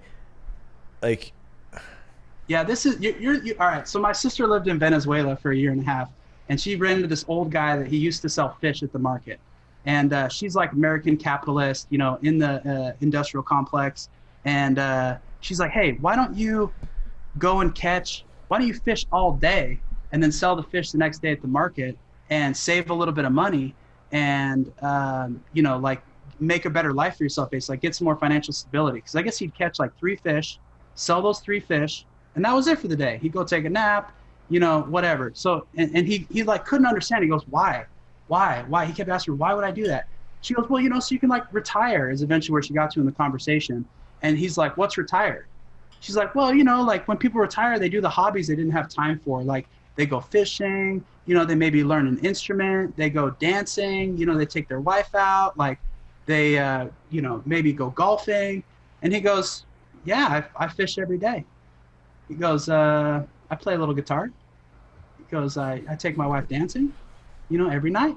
Like I'm retired, so like I think you're kind of looking for that lifestyle business, and I don't think it exists. Like I saw my dad, he would get to these plateaus or these points where everything was set up at his factory, and he had really good management, really good people, really good processes, and he was able to check out and travel and go like, helicopter skiing in Alaska with his buddies, and then go deep sea fishing the next week. And, he'd like have these long periods where he would check out, but then something would happen in the business. And I watched it over and over again. It was like, he would get laser focused again. There'd be some emergency, some customer would fall apart, or we wouldn't be making a profit, and we'd have a really like lean Christmas in the house. You know what I mean? And it just like stuff got tight. We started eating ground beef and beans because we get ground beef for free, and then he'd go back in the business. So I don't think you ever get to the point where you're totally footloose and fancy free. Like that's a myth. If you're going to be a business owner, like there's going to be these check in and check out phases. Well, I guess, how do you, let's say you are the owner, but let's just say you're an employee, is when do you give yourself that bump from 15 to 20? That's all I'm asking. I'm not saying it's got to go from $15 an hour to, hey, let's get the Lexus. I know I gave that example and I apologize. It was more of like, hey, how do I, as the business grows and I feel sustainable enough, when do I give myself that little bump where, all right, I get this, I deserve this, and I don't have to worry about how it impacts the business or payroll or making that payment on the new, Plasman, like, yeah, I guess, my accountant I struggle with it. Tells me cheap because I don't, like, my personality isn't such that I want to present this version of myself. Like I don't want a fancy car necessarily. Like the coolest car to me would be like I bought myself a 1970 Cadillac DeVille this year. this like project. But like, I just have like, I imagine like if I fix that thing up well enough, that's a car where I could go and valet park it and they would park it in front of the building. You know what I mean? Like that's like, that would be like, I would feel so chuffed if that was the situation where like, you know, the Lambo and this old Cadillac that's just mint, you know? That's like, but I think that's more intriguing. You know, that's like, I want to earn that too. I don't just want to like buy something done. I want to fix that thing up and do the work. And this goes back to the craft in me and the artist is I want to like design and polish and shape and build and construct that thing myself, because I will feel so much more rewarded than the guy that bought the Ferrari and got it parked up front, you know? So like, I want to maintain my soul in this business. You know? I'm with you. But how do you get, I think a lot of us get in this industry in hard work is what's going to keep them afloat. Okay. Yeah. And then 30 years in, they've been telling themselves this dream that, you know, they're going to have this big hit. They're going to get this product that lands where it's going to be amazing, or, you know, their boss is going to give them a bonus or give them the company, or they're going to, you know, flip a house and it's going to be a slam dunk. And by the time they get to that point, they buy the house, the market falls out, and now they realize that they're 25 years, 30 years in the business and they don't have retirement. So we can all say that we love this as a hobby and that's what we got into it. And I can jokingly say, like the fisherman, yeah, I live the dream every day and I do this, but you know, what's retirement going to be for me? You know? That's what I'm saying is you got to give up what you want now. But how do we realize what it is that we're going to have when the time comes, that 20-year plan? Like, do you know what that's going to be, that, hey, I'm going to be able to buy that 3-family in 20 years if these next 5 things happen? Or are you going to then pour it into a bigger shop and then realize that, you know, what was your dad's retirement after they sold the company or however it shook out? He didn't sell it. It went out of business. He put all of his personal savings back in it to keep it afloat and make payroll, and rode it all the way to the ground. And that's exactly my worry, is that we put everyone else first and that you put the company first as if it's a child, and that when you're all said and done, can you see the forest between the trees? You know? Well, and that's why I live this kind of monastic lifestyle, is because my parents lived this pretty large life. And they always said they wanted to die broke. They're like, we're leaving you nothing. You better make your own plans. You know, don't think you're a trust fund baby. Like you're going to have to make your own way in this world. And then I see them now, like they bought a house cash. I got them to move to Tennessee, and they're basically told they could retire. They just couldn't do it in California. So I got them to move to Tennessee. They bought their house cash. They're fine. They have retirement, but they're not living the lifestyle they did for 30 years of their life. You know, they weren't able to maintain that. You know, so I don't think you should find your joy in the financial things. I think the financial things should be really stringent. You need to be cheap if you want to live well later in life. Like I need to find joy in other things, you know? So like, I'm a cheapskate, dude, like to the core. I bought my house on Craigslist that I lived in right now. Like I bought it on Craigslist, bro. I'm not even kidding you. I got What was that ad? Oh, it's house for sale, dude. I got it for $30,000 under market value because the guy got an appraisal, and it wasn't a sale appraisal. It was like a refinance appraisal that he got, and he didn't even know. He like didn't want to hire a real estate agent, and I like swooped in there. We wrote up a napkin contract. I wrote him a check on the spot, and like we hired a lawyer that I had to actually revise the real estate lawyer's contract, because he's like some country bumpkin that couldn't even spell, and didn't understand why I would have a sale contingent on a home inspection, because home inspections aren't required in Tennessee, which is freaking nuts. But anyways, like I have to find joy elsewhere. Like financially, I'm fine right now. Like I could shut this place down, pay off the laser, and like probably hang out for a year, you know, and just not do anything, hang out with my kids. but like that's not going to bring me joy. Like bringing joy is when I'm having a multiplying effect. Like I really respect Jefferson, and his view was like, Thomas Jefferson was like, don't get involved in national federal politics, get involved at your local level.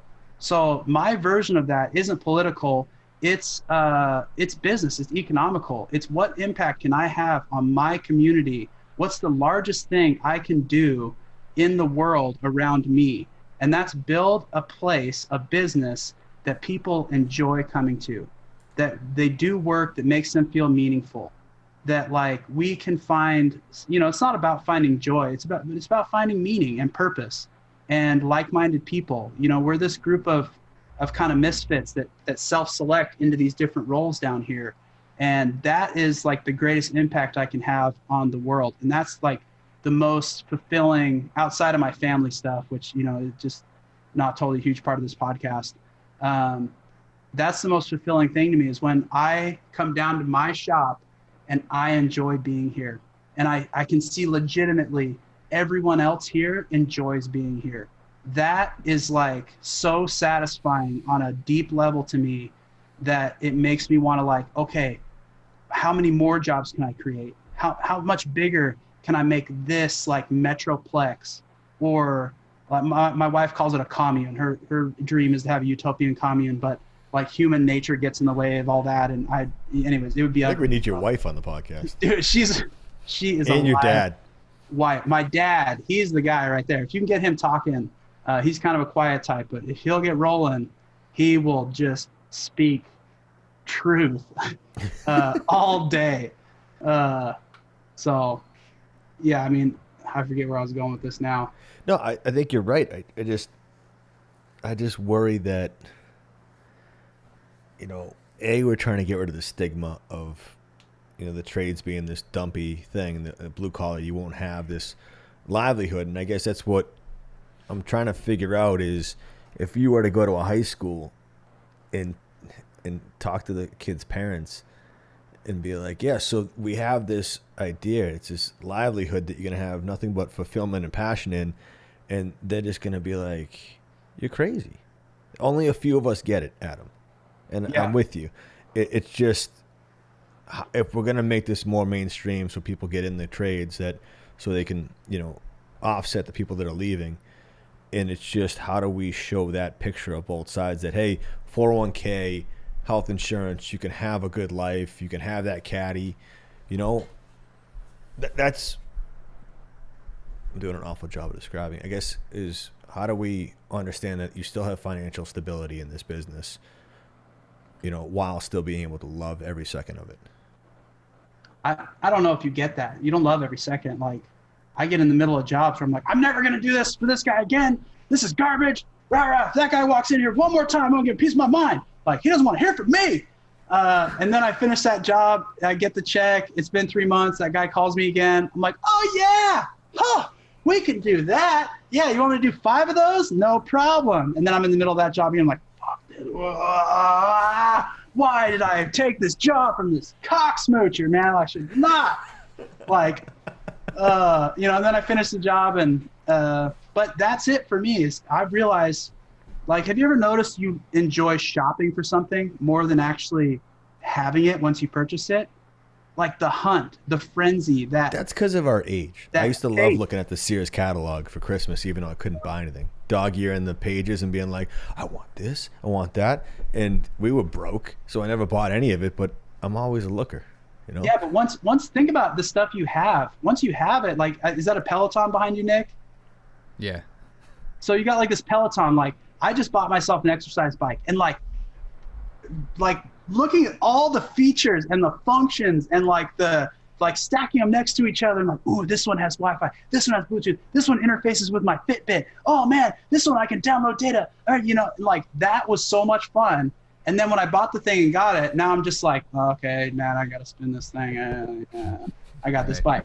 So like, really, I've realized the chase is more fun than having it. So when I get in the middle of those moments where I'm feeling super frustrated about this customer or this job or the way this is turning out, it's like, this is where I'm growing. This is the stretching feeling. This is the climbing the mountain. Like, you know, what is it? Sir Edward Hillary was like the first white guy to climb Everest or whatever, I think, something like that. Anyways, I can't remember right now, but like climbing Everest, that sucks, right? Like no one gets to the top of Everest and they're like, man, that was awesome. Woo, let's have a Mai Tai. No, they're like gasping. Let's do it again next week. Yeah, on oxygen, like I am never coming up here again. F this place, F this snow, F this rock, F the sky. Like, you know, get me off of here. Let's get back to base camp. I need a beer, dog. Like, that's what they're doing. Like the whole climb up. They're not like, man, this is ecstasy. Wow. You know, running a marathon. Like, that process isn't comfortable. It's not meant to be. Like, pain is fine. It's part of the human condition. Like, Alexander Dumas wrote the Three Musketeers and The Man in the Iron Mask and then The Count of Monte Cristo.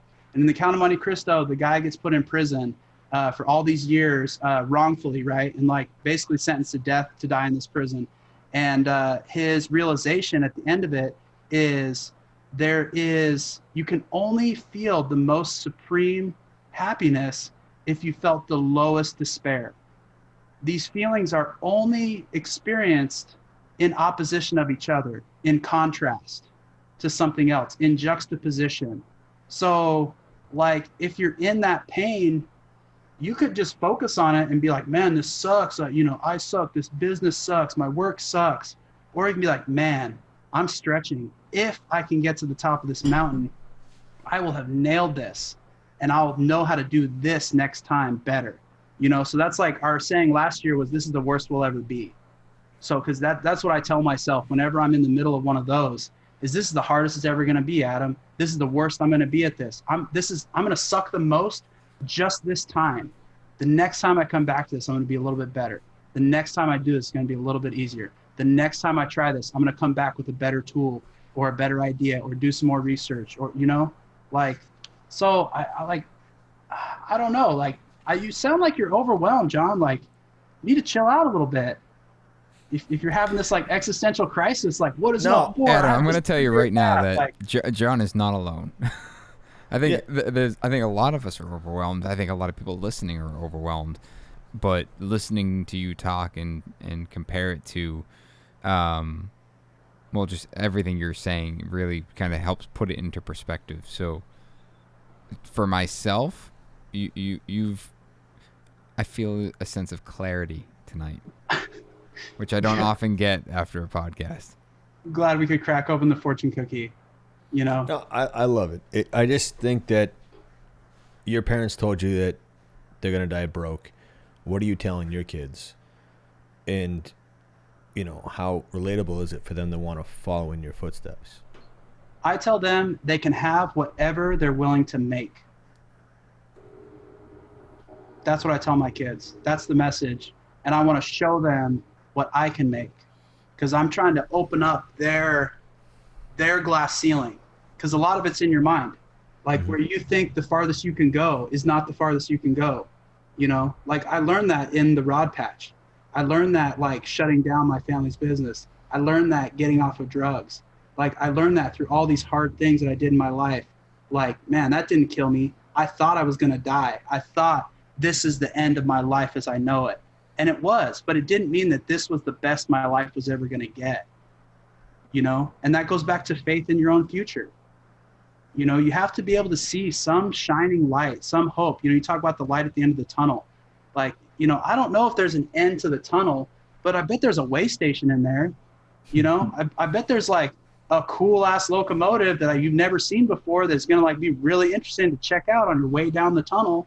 Like, I bet somebody's going to lay the track in a cool way. But you know what I mean? It's like the greatest gift is the present. You know, it's a present. The present is a present. No, dude, I love it. I'm with you. I'm having fun being on the podcast with you guys right now. What else is there right now? There's nothing, guys. This is it. Like, I'm enjoying talking to you guys. Like, I've been faithfully quarantining as much as I can. Like, to sit down and chat with you guys that are like-minded people in similar positions, like, is so energizing to me that like, I'm just trying to really soak this up right now and enjoy being here with you guys. I'm Like, sorry this for is taking cool. it down. We're zooming across the country. Like, we have shit bouncing off satellites right now, homie. Like, we like coordinated, like, technology, and we didn't have to do it. We just like sent each other an email ping and double clicked on something. You know what I mean? Like, just like imagine how lucky we are right now. Like, my daughter took me to, she didn't take me. She was in the back seat. She's homeschooled this year, and I had to go to a follow-up doctor's appointment. We had her homeschool tethered to our phone for internet. She's in the back seat on her laptop at 7 years old, doing internet school, like while we're going 70 miles an hour down the freeway without a glitch. Has HD television on her laptop. It's like, whoa, we are so lucky. We have so much good stuff going on in our life right now, guys. Like, she's going to take that for granted. She's going to be like, what do you mean, Dad? Just tether the phone. What do you mean you don't have 5G right here? Ugh. You know? And like, we were playing those stupid little like flip games with the little metal ball with the pegs from the dollar store that we got, you know, from the birthday party in the car. So you got to be grateful. I got to be grateful. Like, I'm so lucky that I get to do this for my job. I get to play SimCity in real life. You know, like, I get to level up tools. I get to play with equipment I dreamed about. Like, I dreamed about having a laser. Like, I have a freaking laser in my shop. I like a laser. Like, it's like I could build a backpack right now, put a laser on my back with a huge 380 volt extension cord is the only limiting factor. But I could wield a laser around my shop if I wanted to right now. I could go back there. You know, like a 12-year-old me would be high-fiving me so hard right now. Adam, that would get you a ton of follows on YouTube. Dude, that's I think that'd be like Ghostbusters. Yeah, action right there. I think you should probably do it. Yeah. I wish I had time like that, but delegate something that's simple. Right. Yeah, like, Dylan, dismount the fiber laser. I need to take it for a ride. I got this fucking Bronco. I got to get on in the next 8 seconds, otherwise it's going to leave. And I better be holding the laser when I do it. That's all I got to say. I'll hold my beer. Dude, you're amazing. And this was awesome. John, you usually have one last question. I ask everyone. I'm trying to cue you up. What would you tell yourself now? Oh, yeah. Good go. That one. Go ahead. What would you tell yourself when you started that... see, now I don't even know. Oh, yeah, I forgot about this question. Like, what advice would I give my previous self? Yeah.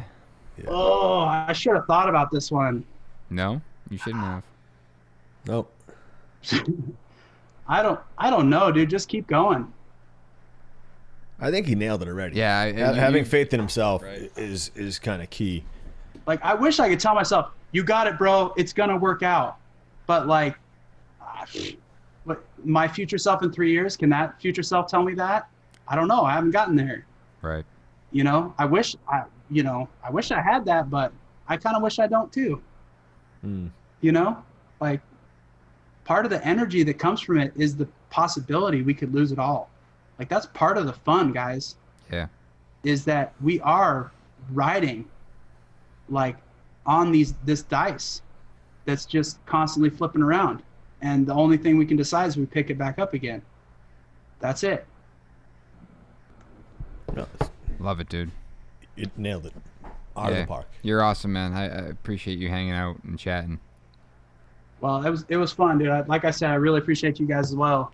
I can now start listening to your other episodes again now that I've been on here. you can binge. That's amazing. Yeah, and crack back into it. Awesome, man. It was an absolute pleasure.